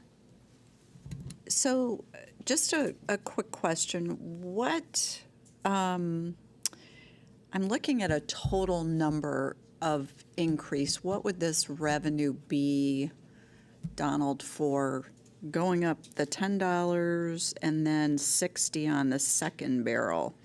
What would the revenue be for the town on that? Do you have numbers for that? Well, if you're holding $60, let's just say 600 people, for easier math, 600 people get second barrels, that would be an extra, times $50 would be $30,000. Okay. And we're taking a loss on those second pickups of how much? Like a loss in revenue? Because it costs us. Right. Right now it's $119.18 per ton. Next year, it's going up to, next fiscal year, it's going up to 125.13. So it's an extra $6 a ton to get rid of it. Okay. So where does it leave us overall? Like, if we didn't increase this, if we We'd did just be no for- increase, where would we be revenue-wise? Well, we're nowhere near covering the cost of disposal. I mean, at 2-point-something million dollars, we're nowhere near that. So Right. we'd be losing. We're just trying to. There's always been the goal to kind of either break even, and we're not even breaking even right now on just the replacement cost. So we're doing this as a service to the residents. They can come get their own barrel. We'll give it to them and whatever. But we're not. I said we are not even breaking even now. Okay. So the cost you're saying, we make money on the second barrel, correct? There was one you didn't want to increase. The yard waste and bulky waste. Yard waste and bulky pickups that we do on Wednesdays, no change. Okay. All right. I don't know. I'm not a fan of going up on these kind of fees. I think, we just did a garbage study and people were really supportive of the town doing it. I wouldn't want to increase their tipper barrel fees. That's just me personally, but. Thank you. So action item, So, I'm sorry, just to clarify, so this came to DPW, we discussed this, and I think we both, Councilor Pisner and I were in agreement with this direction, particularly with this. I know if you had your preference, this would be. That was for the second and third. For the second regular trash barrel. I know. I'm pained to say this, but I was saying 500, a minimum of 500 for the second barrel. Right. Just because of this, where's the first one? Because of those costs. Are we currently charging for a second? Yes. Yeah, 140. We are currently charging for a second? I thought we were only charging for the third. 140 for the second. Okay, all right, thank you. Were you? And then just the other thing for people to know, if you have three brown barrels, you just pay for the extra tag. But during the fall, you can put extra barrels out without having the tag. So if you have a need for an extra brown barrel from October 1st on, is that right? The leaf season part of it. There are specific times. I don't know the exact dates for 26, but. So you can have an extra brown barrel during leaf season at no extra charge. But if you need it during May, April, June, July, April, right, then correct. you need to get the tag for it then. Okay. Yep. Thank you.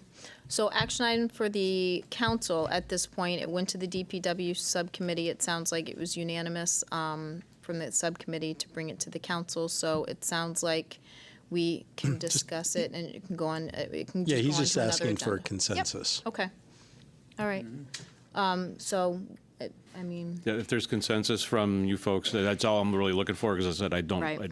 Well, I don't just know that wanted we to can necessarily take a vote right now, but it sounds like if it was the recommendation of the DPW committee, subcommittee, and they talk to their individual caucuses, there's probably a consensus.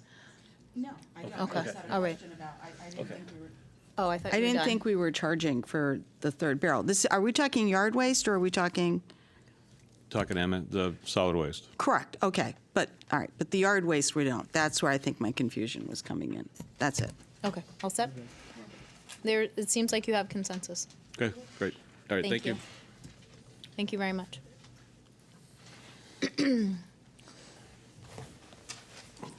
All right, item 8 on the agenda is public communications and petitions. Any Enfield resident or Enfield taxpayer who wishes to address the council shall first be recognized by the chair. Shall state their name and address for the record. They shall limit their remarks to 5 minutes. After each person who desires to have who desires and has had a chance to speak. Those desiring to speak a second time will be permitted to do so, and they will get 3 minutes. During public communications, item 14 on the agenda, if prior to 11 p.m., each person shall be limited to 3 minutes.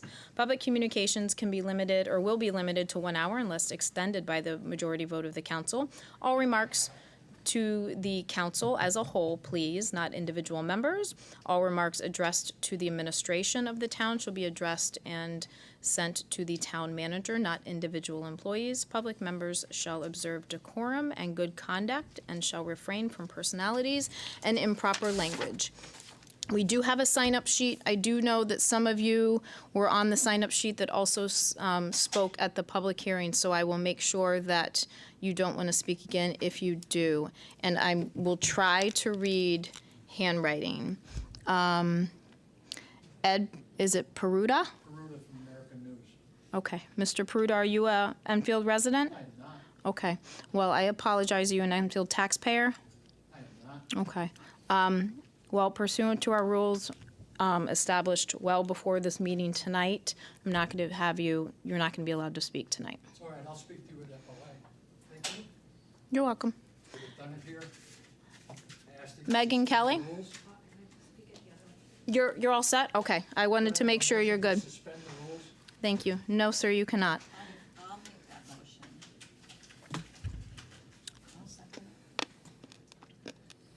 I'd rather have him speak than No. All in favor of that motion? 3 against, all against? Rule's a rule. Thank you.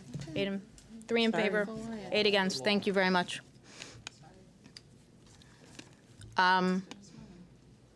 Miss Ellis.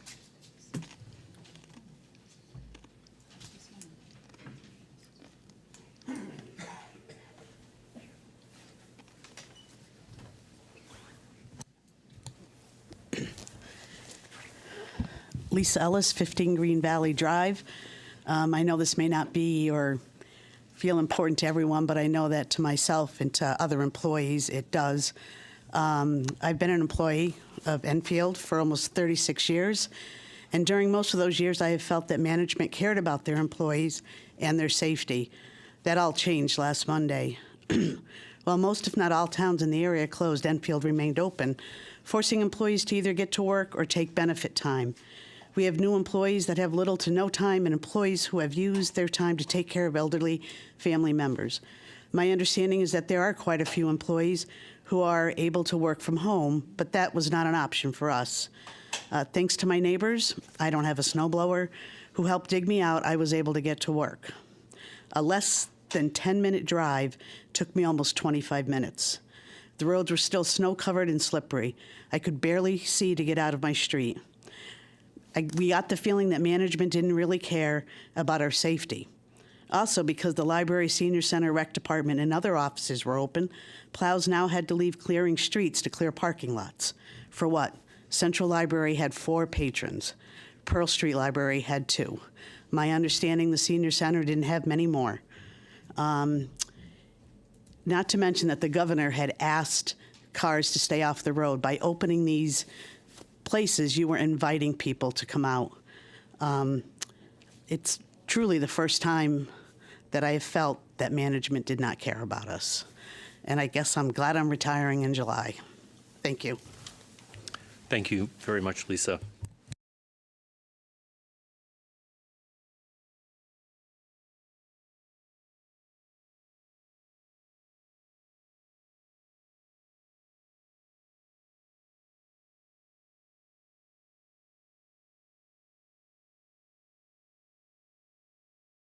Do you want to just make sure that he's...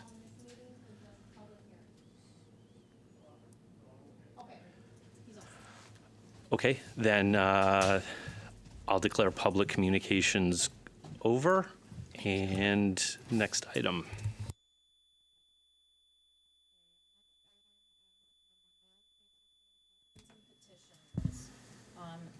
Councilor Thomas. Thank you, Madam Mayor. First, I'd like to thank the DPW for all their hard work.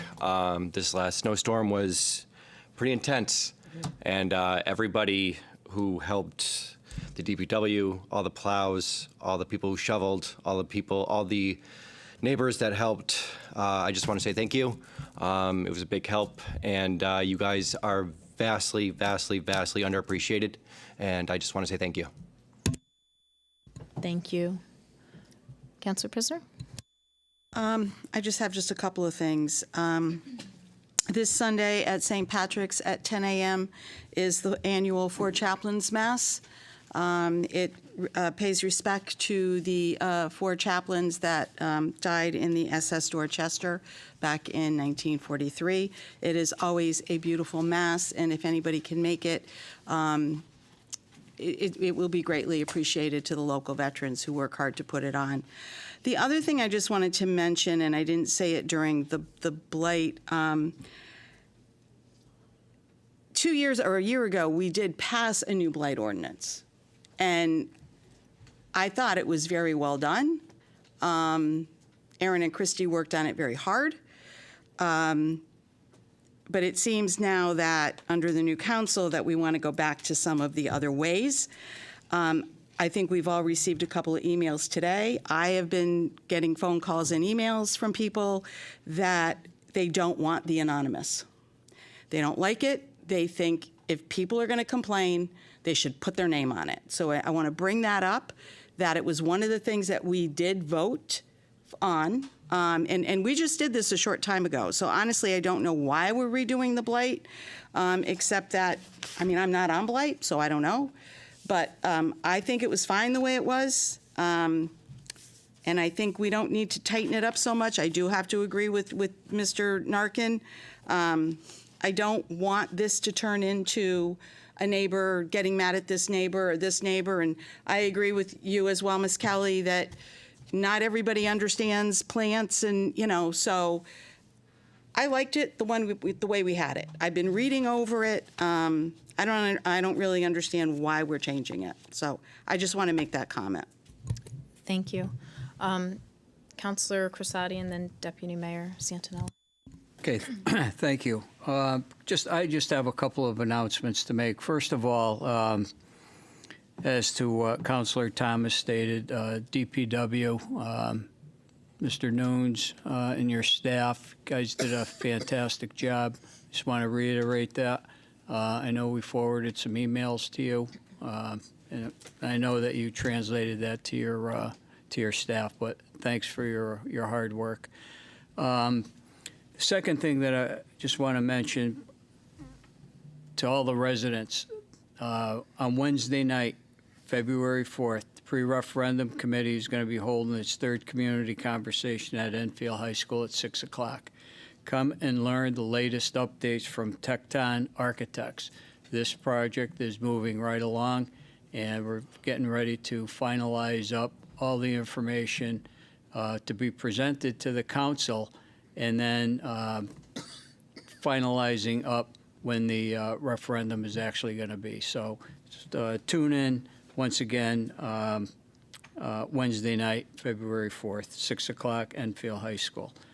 I also want to acknowledge and congratulate Mary Keller and her family on their father's induction, Robert Keller, into the Connecticut Athletic Directors Hall of Fame. Bob was a longtime PE teacher here in town and athletic director in Enfield when Enfield had both Enfield High School and Fermi High School.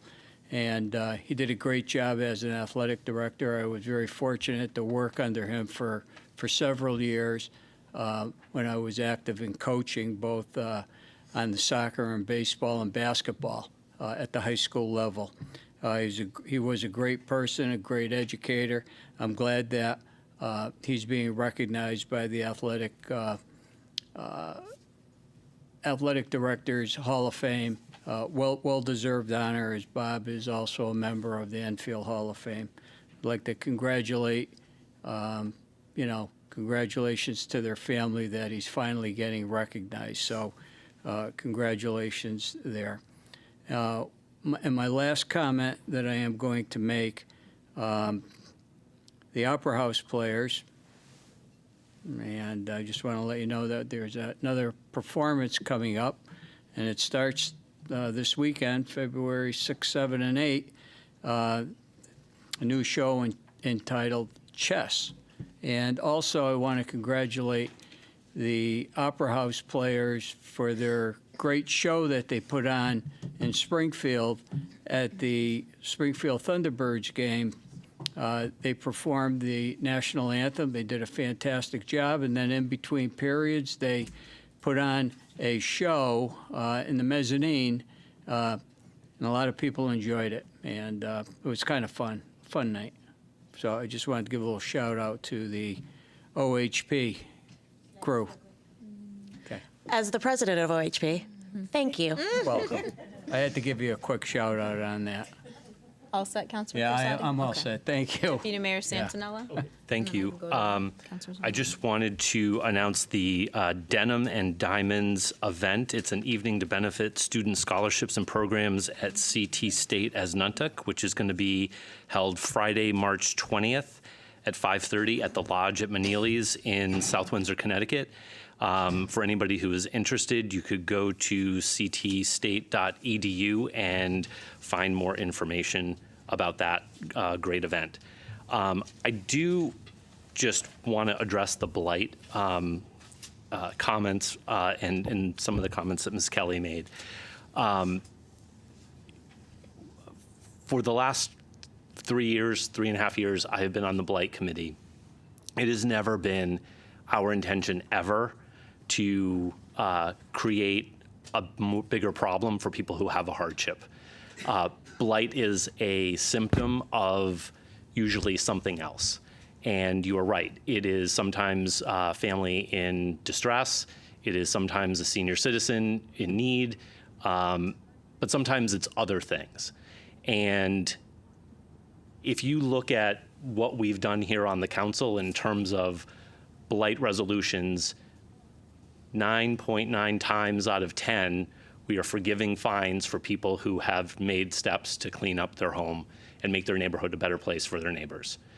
That is what we have done more than anything. I think the last thing that we foreclosed on was the Porter Chester building, which has been a commercial property that's been a problem for the neighbors for 10 years now.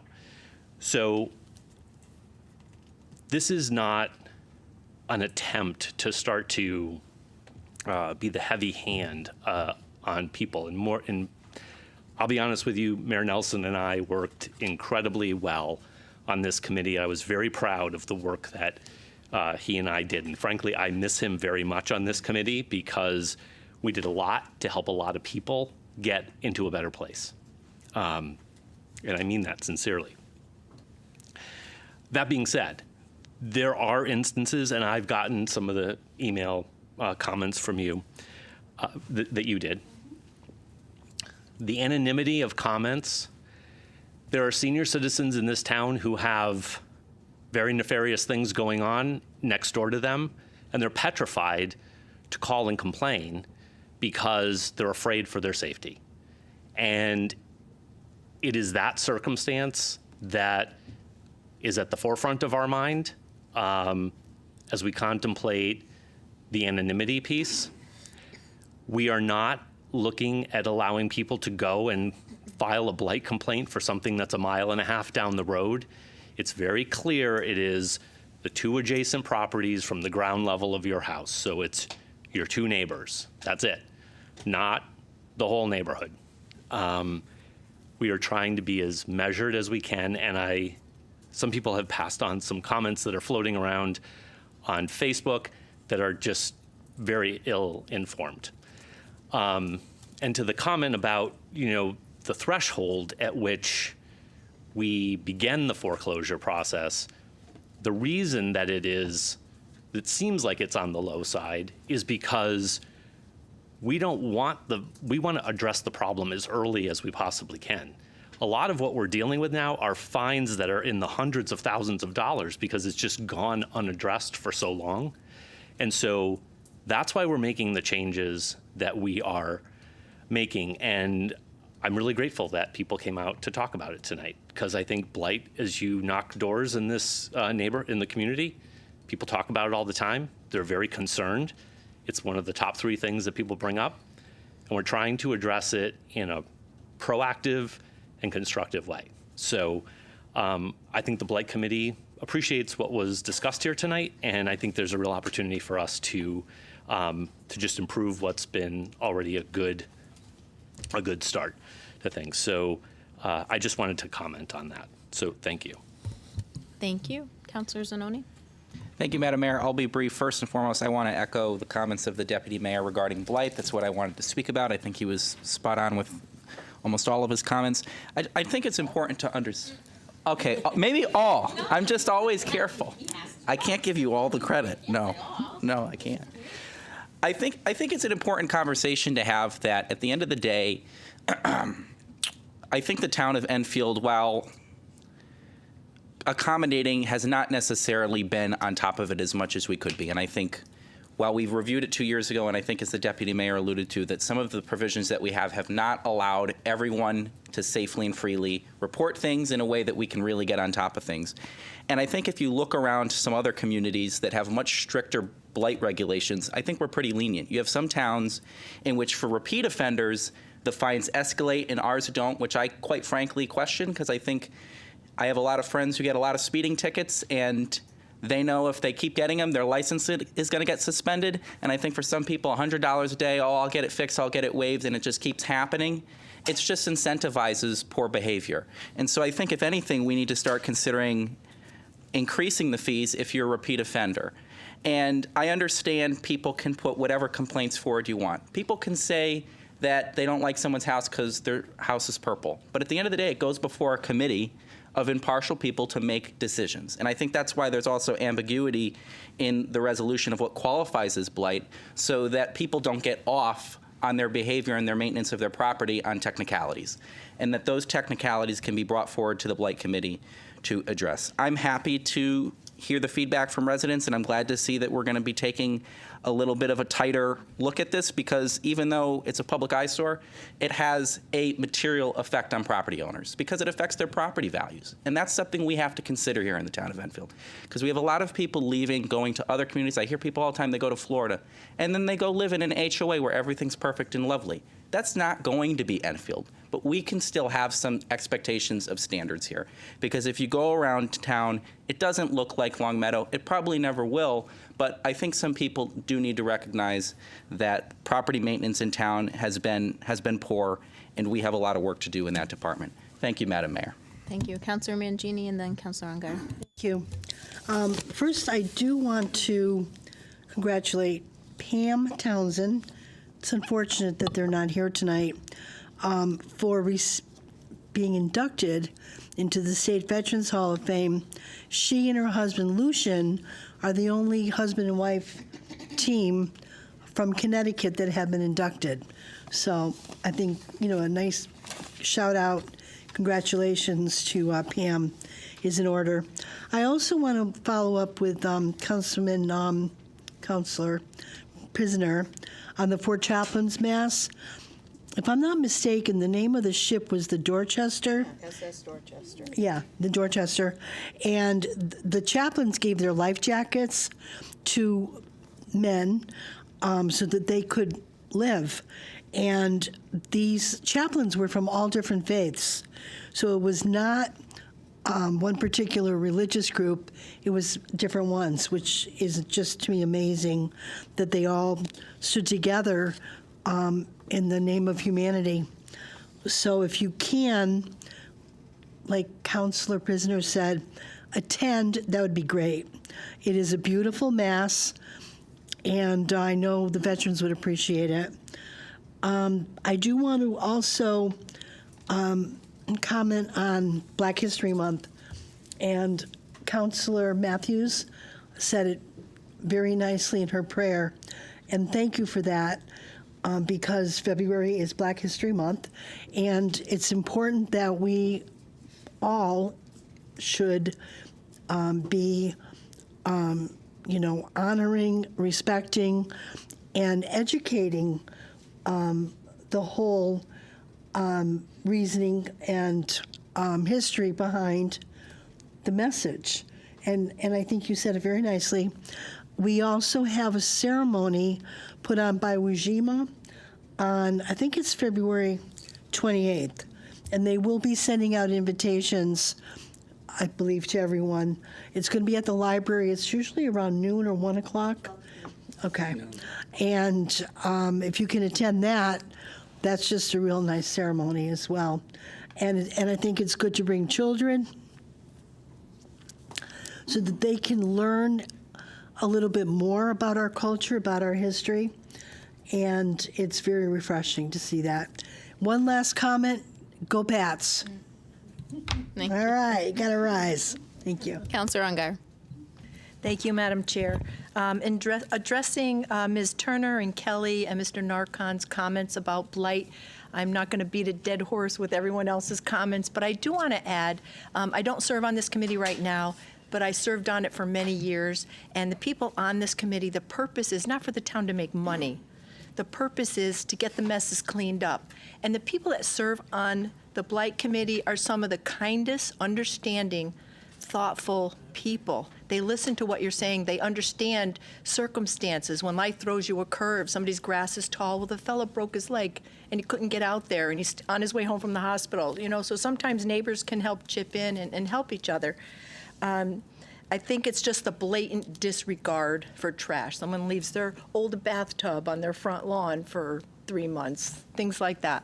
But I found the committee to be very fair and understanding, and that's why we have a committee, because sometimes neighbors argue, and you need someone to kind of set the record straight. But thank you for coming. We listened to your comments. Thank you, Counselor Ungar. Anything else? Counselor Hall. Thank you, Madam Mayor.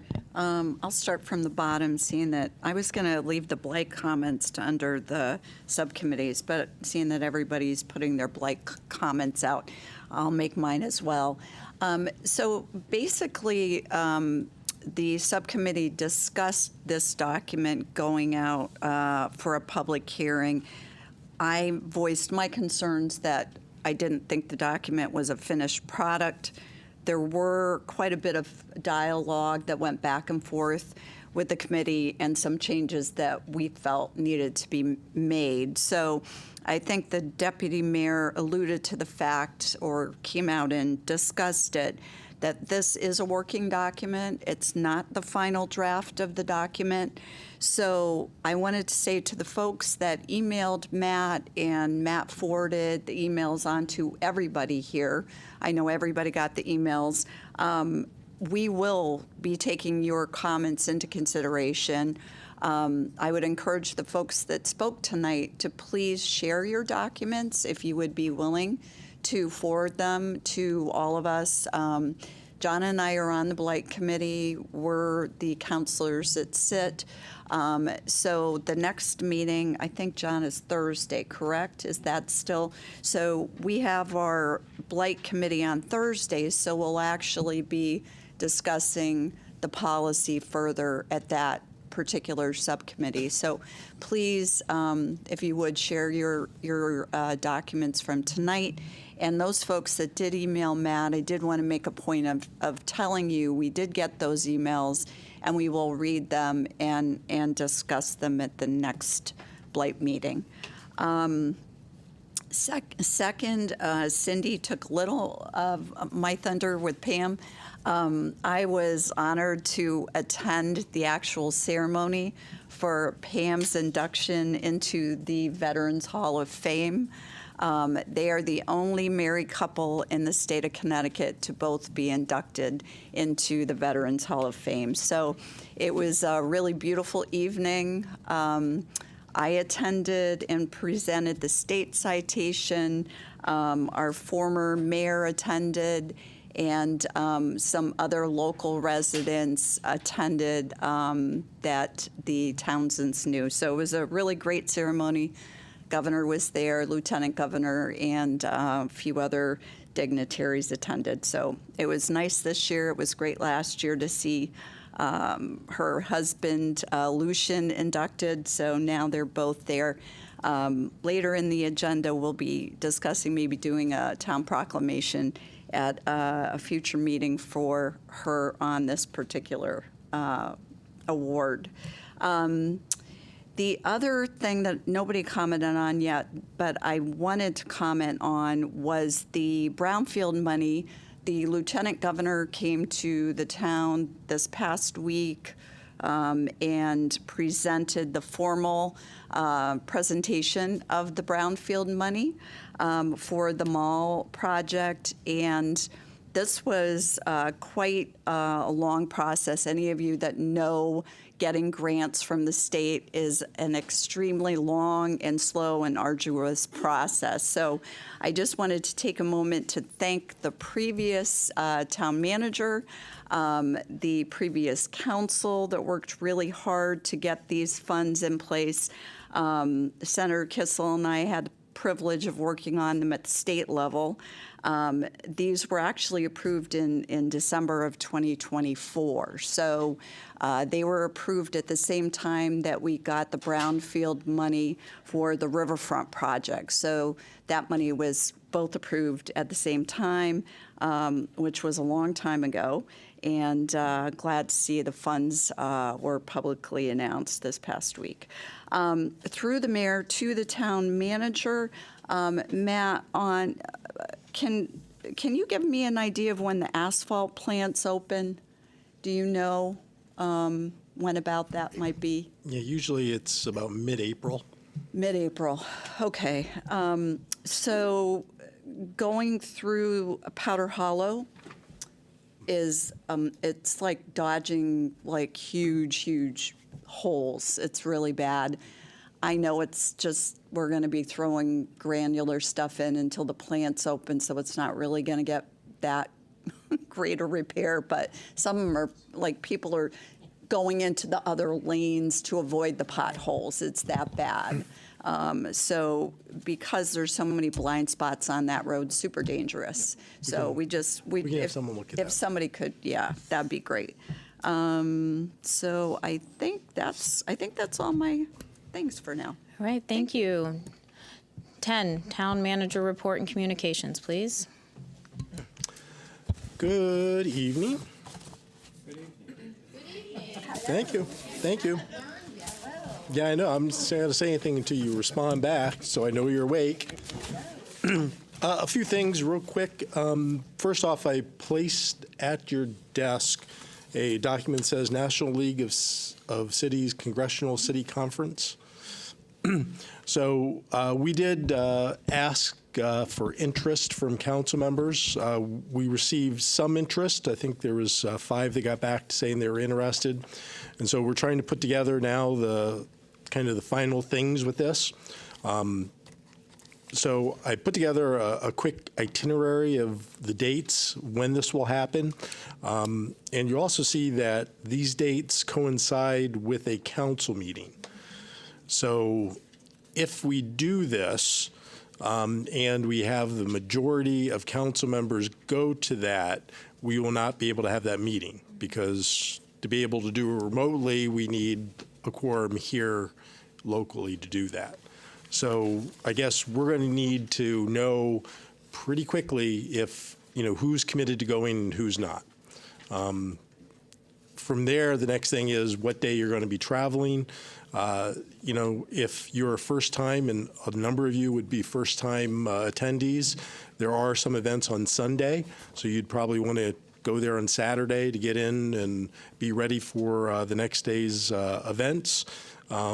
Others that have been there before may want to travel on Sunday, so they'll be ready for Monday. So we're going to need to know those people that are interested in going, what date you want to travel, so we can start making the plans for all that and starting to book hotels, because those are going to be filling up fast if they haven't already filled up.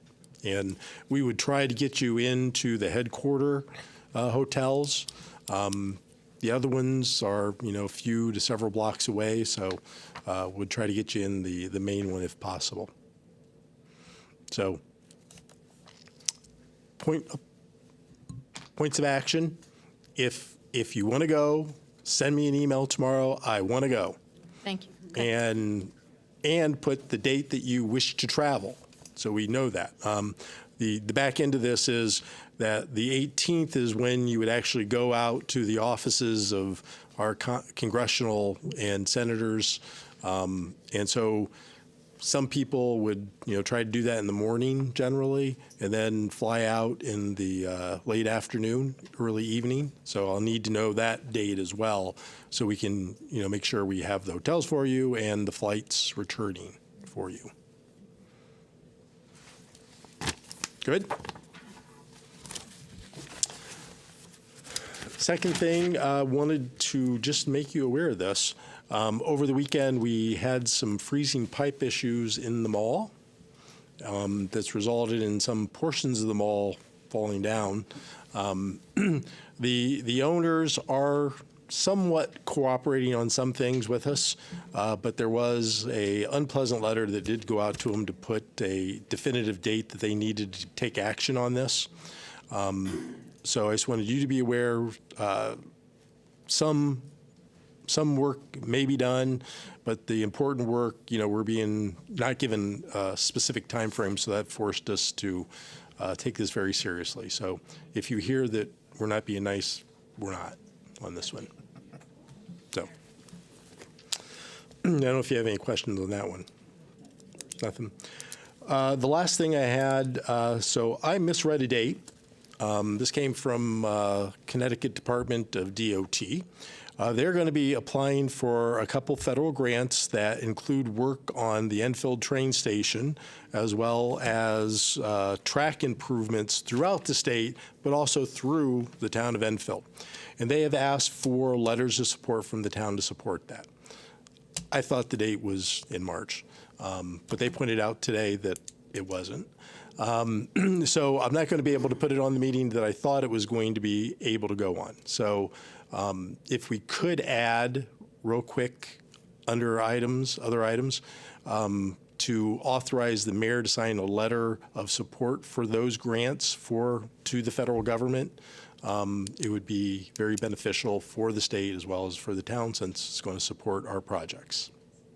So are you looking for a resolution at that point, or do you just need a consensus? Well, I mean, I think because this is something that supports the town of Enfield and the town of Enfield supports it, as long as you're comfortable with the consensus, I'm fine with that.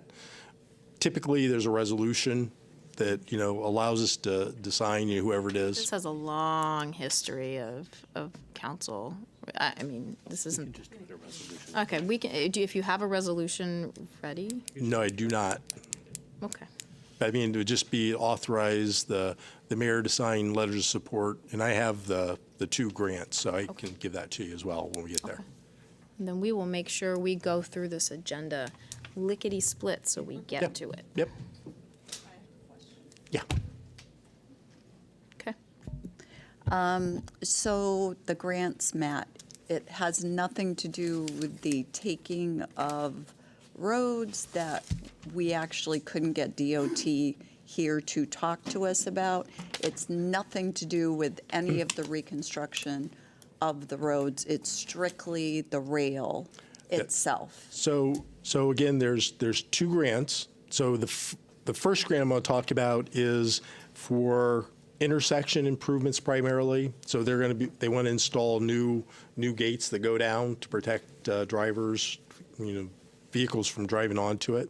And so that's kind of a statewide grant. So they're just asking everyone that has a railroad going through it for that support. So that one has nothing to do with that project. Okay. Now, the main one that would be of more interest to us, shifted there, is for the Enfield Railroad Station and track improvements. So this is to get funding. Ostensibly, they have funding because they're going out to bid with these here shortly. But I think this is support that funding and hopefully not have to use their state dollars to do these projects. So it doesn't have anything to do with declaring the special route, but understand that the special state route is necessary because they are building the train station. So there is a tangential connection there. Yeah. But this doesn't have anything to do with that. Specific to that. Yeah. Okay. This is just for the train station and then for the improvements to the railroad crossing. Gotcha. Yeah. Thank you. Yep. Thanks, Matt. And just to further emphasize, that particular project cost is $105 million. They're requesting $53.3 million in federal money. And the other one, real quick, is $7 million. They're requesting $5.6 million for state. And again, that's more of a study than actual implementation. Price and design engineering go along with that. But yeah. And when you send those signed letters from the council, they'll be copied to our congressional delegation Oh, sure. and the Yep. rest of, okay, thank you. Yep. I think that's how it normally works.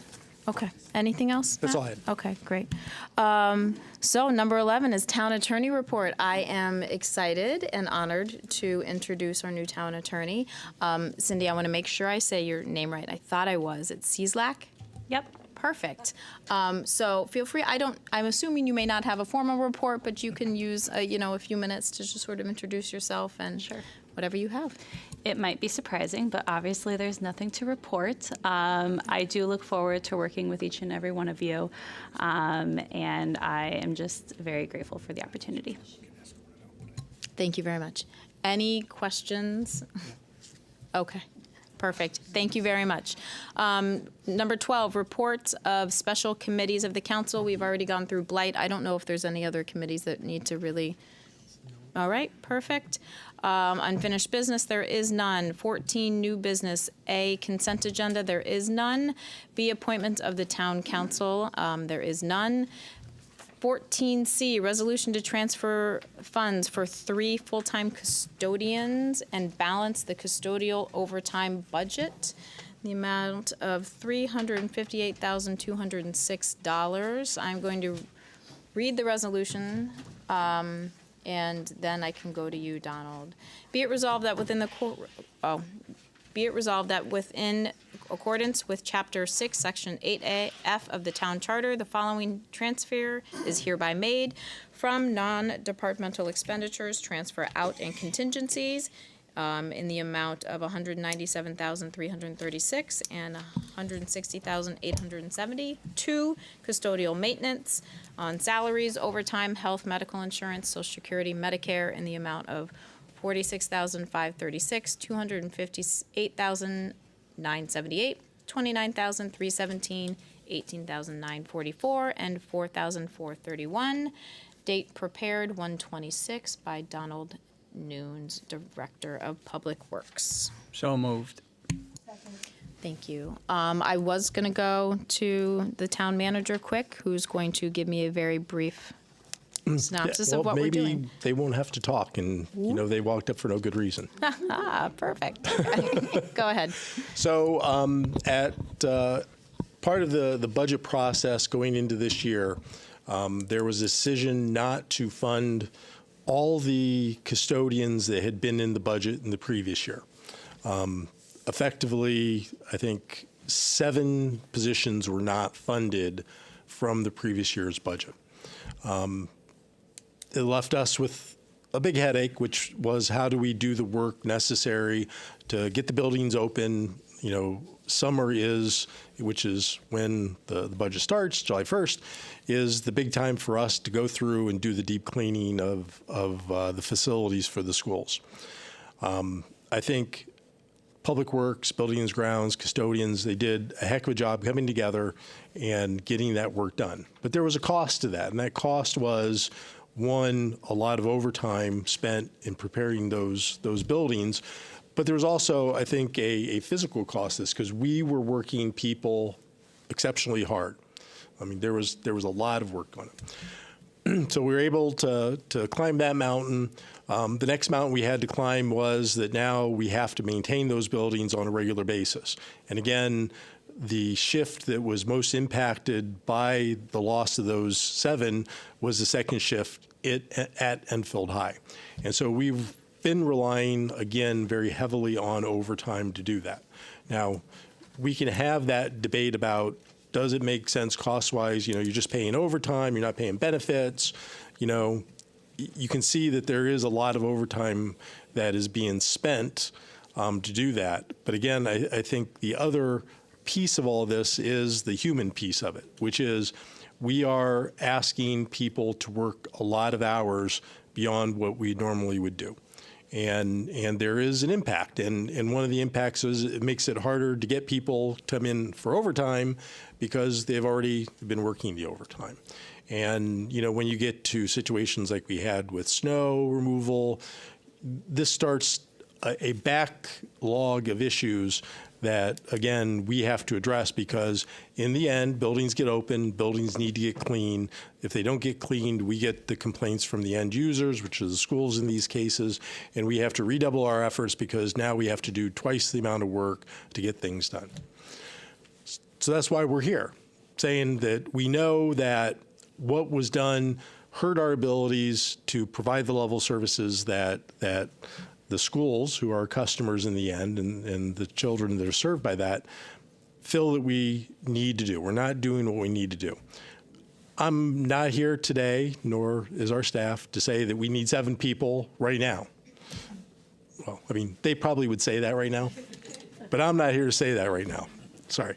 What I am saying is, based upon what we believe we can fill in terms of positions, what puts us in a better position for the summer is to at least bring on these 3 new positions that we're talking about, which again get us closer to the 7 that was not funded, but it allows us to start again looking as part of the budget process for what that number needs to be. So it gives us a little bit of relief to reduce what that overtime expenditure is, gets us 3 additional people heading into the summer, because again, we don't hire people overnight. It takes time. We do believe that we can have people hired by March 1st, and that's what this funding would represent, is bringing those people on March 1st. And we think this is a start in the greater plan of what we need to do to maintain our buildings. And we can talk a lot more about what we really need to do as part of the budget. The other thing I'm going to say, so that is a preface. The last thing I want to say is, in the cover letter, I had mentioned that there are 45 of the 50 positions filled. I was told that I think we actually have 49 filled now. So we were able to bring, we were in the process of hiring. Apparently the hiring was successful, and we're now at 49 of the 50. So I just wanted to correct that number that I put in there. Thank you. So this gives us a head start on what we're going to need to do, and then we have to have larger talks in budget. Okay. Any questions? I do. Councilor Pisner? So if I remember correctly, we budgeted for 50, a total of 50. So you're saying we're at 50? We're 50 budgeted, but actual people in place is 49, so we're still 1 short. But you want 3? To bring our budgeted number up to 53, we would go back out to the public. We would go solicit for applications and go through the testing and onboarding if we. So the budget would be more than what we currently budget for. We have 50. Yeah, correct. It would So bring this- us. this would okay. increase it to Why aren't we 53. doing this in budget? You just explained it. I did. I understood that, but we're months away from just the budget. This is going to be a tough budget. It seems like there's a magic wand. We budgeted for 50 last year. We're at 50, so I'm not going to support this. Thank you. Councilor Crissati? Yep. First of all, you said that we just hired 3 to make it 49 out of the 50. That's what I heard you say, that we just hired. There's 4 more. Yeah, we hired 4. We So hired we're at 49 hired as we 4. speak. Okay, so I guess my question is going to be, were there a lot more applicants that you had interviewed that maybe did not get the positions, but possibly could be qualified for when these openings come up, that they would have another opportunity to possibly get hired? I'll speak to that. Eric Wykander, Deputy Director of Public Works. The last round of hiring that we had 2 candidates that were qualified left in the bucket. So we have 2 people who went through the hiring process that we believe are qualified to offer a position to. One of which is away for a period of time. We're hoping to hear back from them very soon. And then the other one would be offered a job if we were given the increased number in the budget.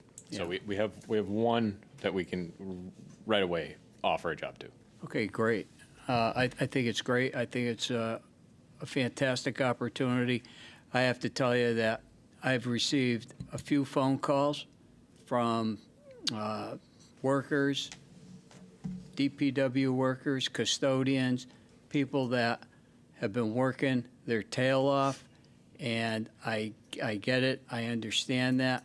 We're talking about the human factor here, the need for more employees with the custodial staff.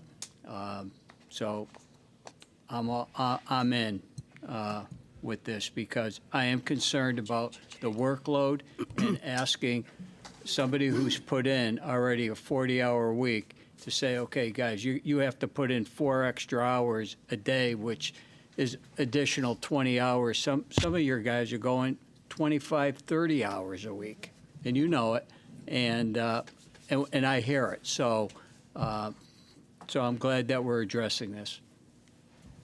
Thank you. Thank you. Counselor Hall? Just a quick comment, more for Matt. I had asked for a breakdown for where all these custodians are. That was in the packet. Okay, because it's not in my packet. I just looked, so I didn't get it. It was in the packet we sent out. Okay, I've got it here. Maybe Yeah, I everybody think else it's got it, page but 2 I of don't the have it. resolution. I don't. Oh, I don't have it. Okay. I don't have It's Yeah, not- because it's not in at mine. leader, I'm yeah, just well, saying, leadership, sorry. we didn't have that. You had asked for that at leadership. so. Yes, so, Make sure okay. that we sent it out. Carol? Yeah, Okay. that's what I'm missing. I'm missing that whole piece. So that answers that question. And just the comment on the hiring, I just want to make it really clear that this overtime budget is huge. So, and it's a reflection of obviously us being short in staff. So if we don't want to pay $358,000 in overtime, we obviously need this staff. And I think we go through this during budget discussions with the police department. It was the same thing when we were short police officers for years and years and years, and we were paying tons in overtime. We got our staff up to where it needed to be, and those huge costs went away. So I'll be supporting it tonight, and I look forward to kind of having further discussion in budget. So thank you. And there will be a lot of discussion in budget. Counselor Thomas? Yes, I just had a quick comment. When I look at this sheet here, it says second shift custodians for work area by square foot. And I'm looking at Enfield High School for second shift, and it says 2 for over 300,000 square feet.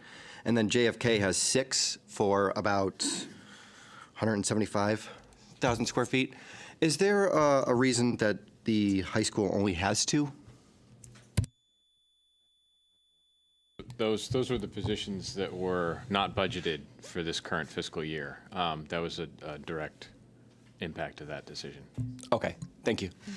So those positions are all, the balance to get the 7 folks back, those are all backfilled with the overtime that Councilor Crisati was talking about, and others have discussed with the overtime. So we backfill with that as many as we can at the high school for that. But there's 2 permanent employees there right now out of what used to be 9. And there's no possible way to switch a couple from the middle school to the high school? So I'll speak to that. One of the challenges with having this many vacancies is trying to keep a good level of service. And given the fact that we have limited supervision, it was better to have all of our vacancies in one place where that they could be more closely monitored. And it would give our supervisors only kind of one problem child, so to speak, to keep track of, as opposed to potentially lowering the level of service across the system, keeping everything as strong as possible everywhere else, and focusing on that one deficiency was a better management strategy. Okay, thank you. Thank you. Counselor Matthews? Thank you, Madam Mayor. Through the mayor to the town manager, it says on our cover sheet here that there is no impact to the town budget. Can you explain that? Yeah, so one of our goals was not to tap into undesignated fund balance for this. And so the finance director was able to look at a couple different areas. The first one being the transfer to collective bargaining. So you might recall what this is especially when we're negotiating contracts, we'll put money aside because we know there's going to be a settlement that's going to cost us money. We just don't know what that number is going to be. So we put a contingency aside. And so in that particular account, there is extra money, and what is showing here is $197,336 that was available for that. The second piece is in contingency. So we also have just a general contingency, which again is usually about $300,000 a year. What we put inside, I believe, is currently like 267, and so we were able, or would be able, to use a portion of that, 160,000 and some odd dollars, for this. And the next thing we're going to be talking about as well to help cover that. So the money that we are moving is in the budget right now. It's just in different areas that we would have to get transferred into this. Thank you very much. I'll be supporting this. Thank you. Counselor Zanoni? Thank you. Just a quick question. Looking at the square footage, because I know the town has acquired a lot of properties over the last 5 years, and I know you may not have rough numbers, but do you have an idea of kind of where we've been with the staffing levels versus how the town has acquired and increased square footage for custodials, if we've been keeping it, proportional?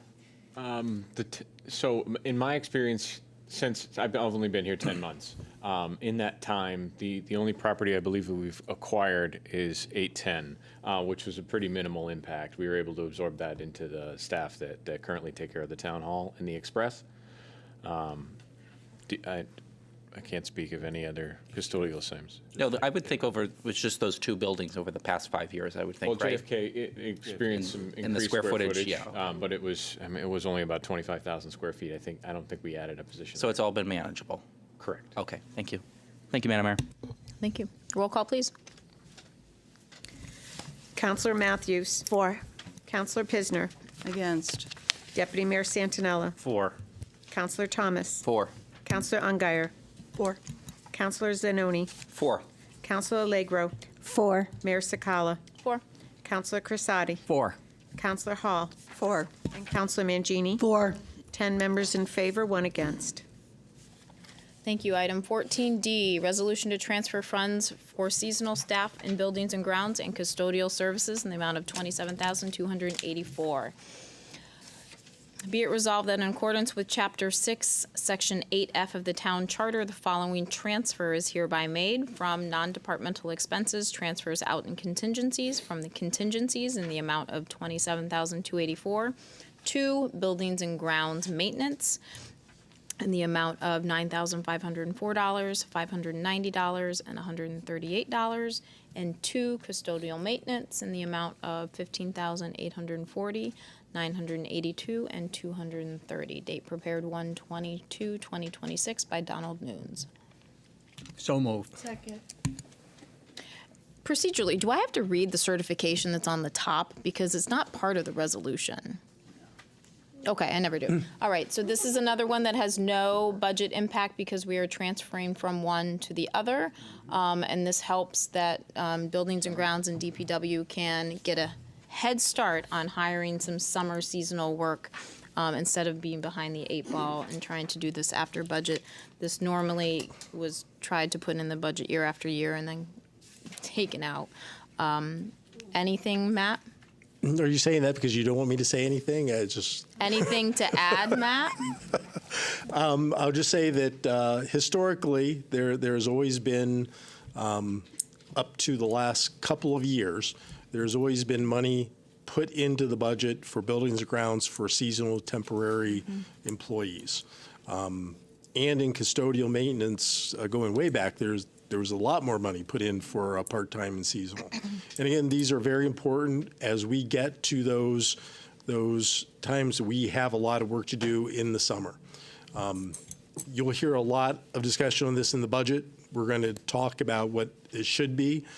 This is from my perspective, a small amount that gets us ready for what we're going to be facing in July, allows us to start recruiting those people at the point in time when they're going to be looking for that type of job before they go out and get the job at the fast food restaurant. Very competitive. Okay. Anything to add? We cover it? Perfect. Any questions? Love it. Roll call, please. Counselor Matthews. 4. Counselor Pisner. 4. Deputy Mayor Santinella. 4. Counselor Thomas. 4. Counselor Ungary. 4. Counselor Zanoni. 4. Counselor Allegro. 4. Mayor Sakala. 4. Counselor Crisati. 4.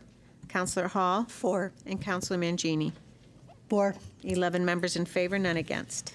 Item 14E, resolution appointing members to the Enfield Charter Revision Commission. Whereas the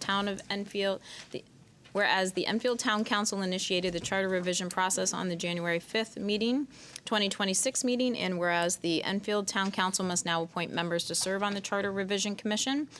Now therefore be it resolved that Enfield Town Council, the Town Council of the Town of Enfield, does hereby establish a Charter Revision Commission composed of 9 members, and be it further resolved that the Enfield Town Council does hereby appoint the following individuals to the Charter Revisions Commission: Laura Anderson, Catherine Boley, Marilyn Crisati, Justakis Elliman, Gary Lucero, Earl Provancher, George Shaw, Greg Stokes, and Richard Stroini. Date prepared 1/29/2026, prepared by the Town Manager's Office. So moved.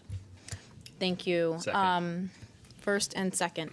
So this is comprised of unaffiliates, Republicans, Democrats, picked from both sides. And we had a lot of wonderful and I would say qualified charter candidates. So we thank everybody who put in their application. I think we had 25 or 26 people, and we could only choose 9. So any discussion on this? Councilor Hall? It came to me after I was reading it, so I apologize for not sending it ahead of time. We did talk about council liaisons to this, and I don't know if we need to add that to the resolution or not. I don't think so, because they're not voting members. We're just establishing the Charter Revision Commission in of itself, the members, and then we'll have a Republican liaison, non-voting, and a Democrat liaison, non-voting. Okay, because I know we've put them in previous resolutions in the past. So Sheila, they don't need to be in here in order to,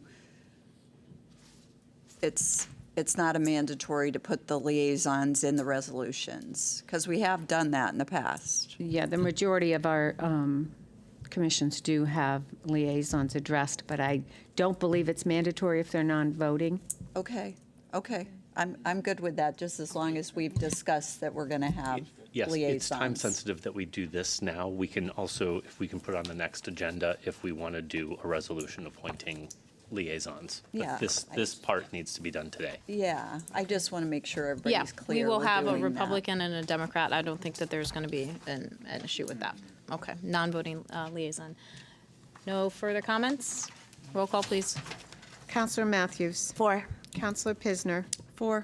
Deputy Mayor Santinella. 4. Counselor Thomas. 4. Counselor Ungary. 4. Counselor Zanoni. 4. Counselor Allegro. 4. Mayor Sakala. 4.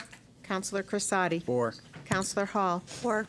And Counselor Mangini. 4. 11 members in favor, none against. Item 14F, resolution authorizing the reduction of property maintenance fines at 11 Sherwin Drive.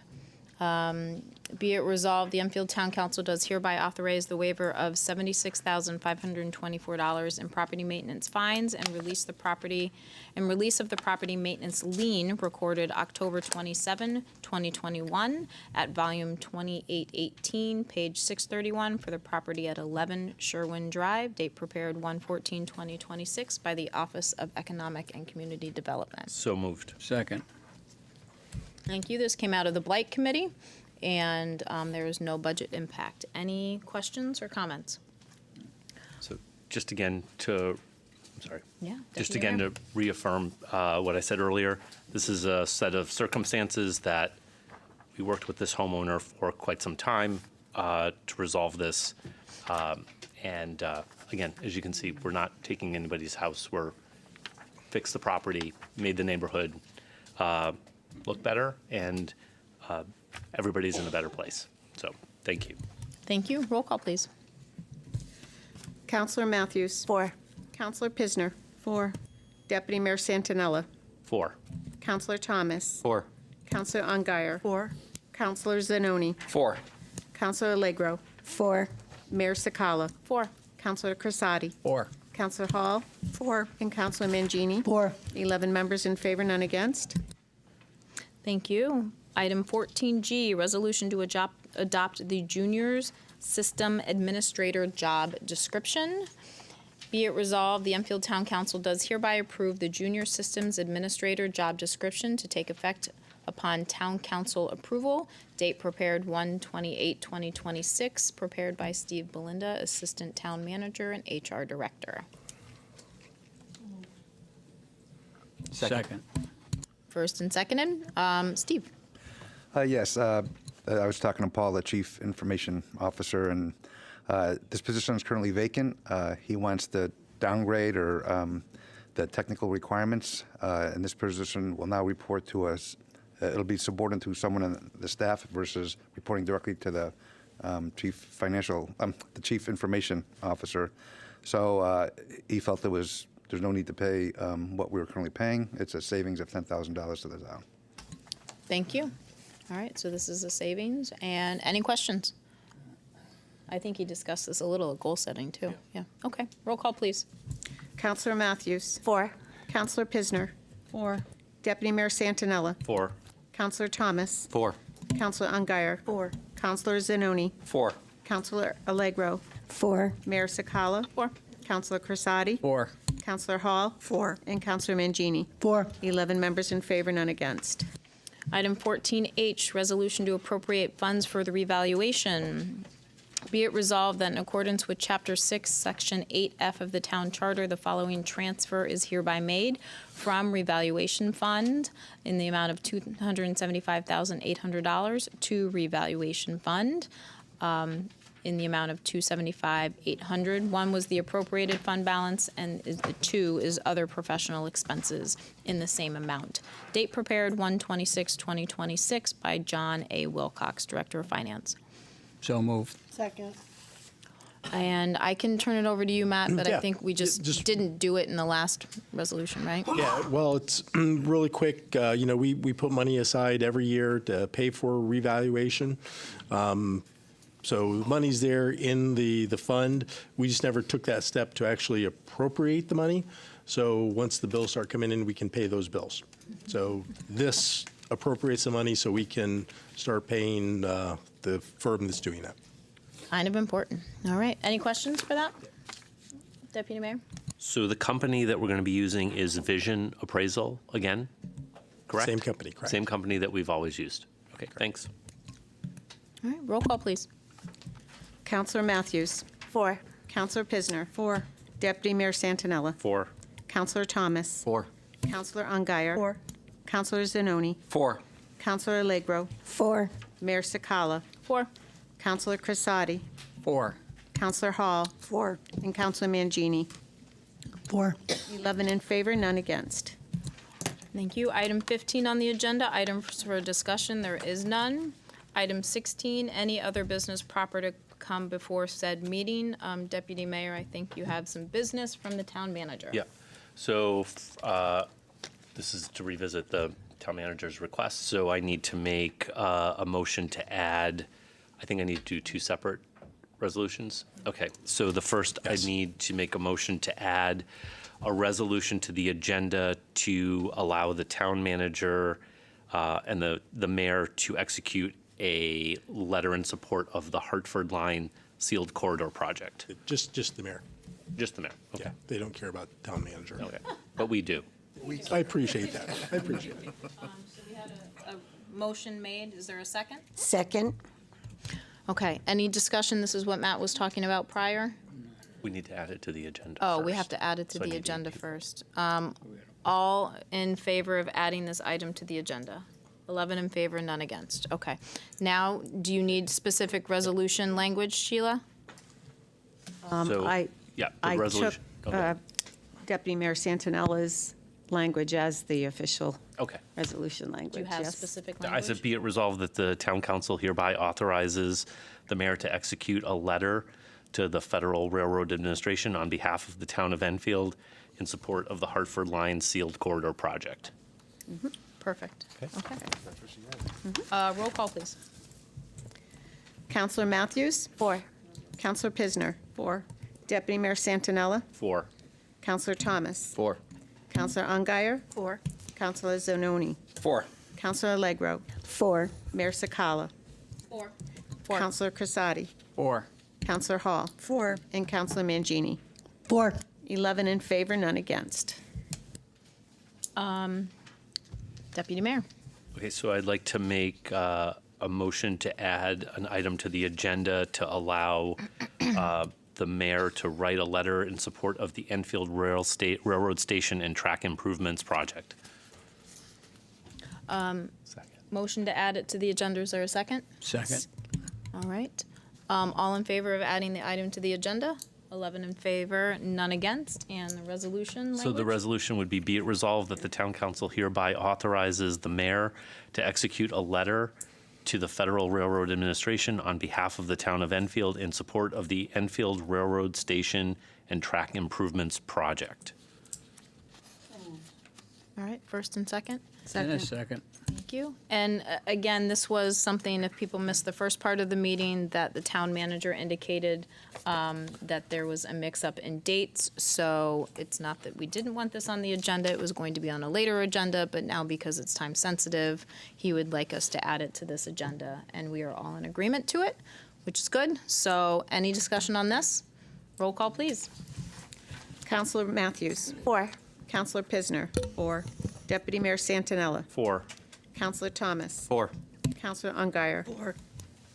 Counselor Zanoni? 4. Counselor Allegro? 4. Mayor Sakala? 4. Counselor Crissati? 4. Counselor Hall? 4. And Counselor Mangini? 4. 11 in favor and none against. Counselor Hall? Just a quick question to the mayor, to the town clerk. If we want to add something to the next agenda, would it come under item 16, or do you want it under counselor communications? I think we've generally done it under council communications, but I think Okay. it could be, Either? I believe it could be either. Okay. Just to add, and we've taken a consensus with two. Yep. It only takes 2 people to add to the, so for the next agenda, I'll do it now, and then we'll get out of here. The proclamation for Pam Townsend, I just want to make sure that goes on our next agenda. And then also, if we can add the vacancy for the BAA to the next agenda as well. Those are 2 items I just want to make sure we have on our last meeting in February. And those are great leadership questions. And I will second it, adding them. Yep. So there was a first and a second on that. I don't think you need any council movement, right? No, just 2 people. To the best of my memory, Matt, if you could correct me if I'm wrong, but it takes 2 counselors to request a special meeting. Yes. But not 2 Not to to add things request on it. the- Add It's to the a Not to add it on the consensus agenda. or a think it decision of does. leadership in the town manager. No problem putting think it does. Pam on a future agenda. We never. And said we wouldn't, yeah. I would double check that. I would just check that, because I think it does take just 2 people to add to the agenda.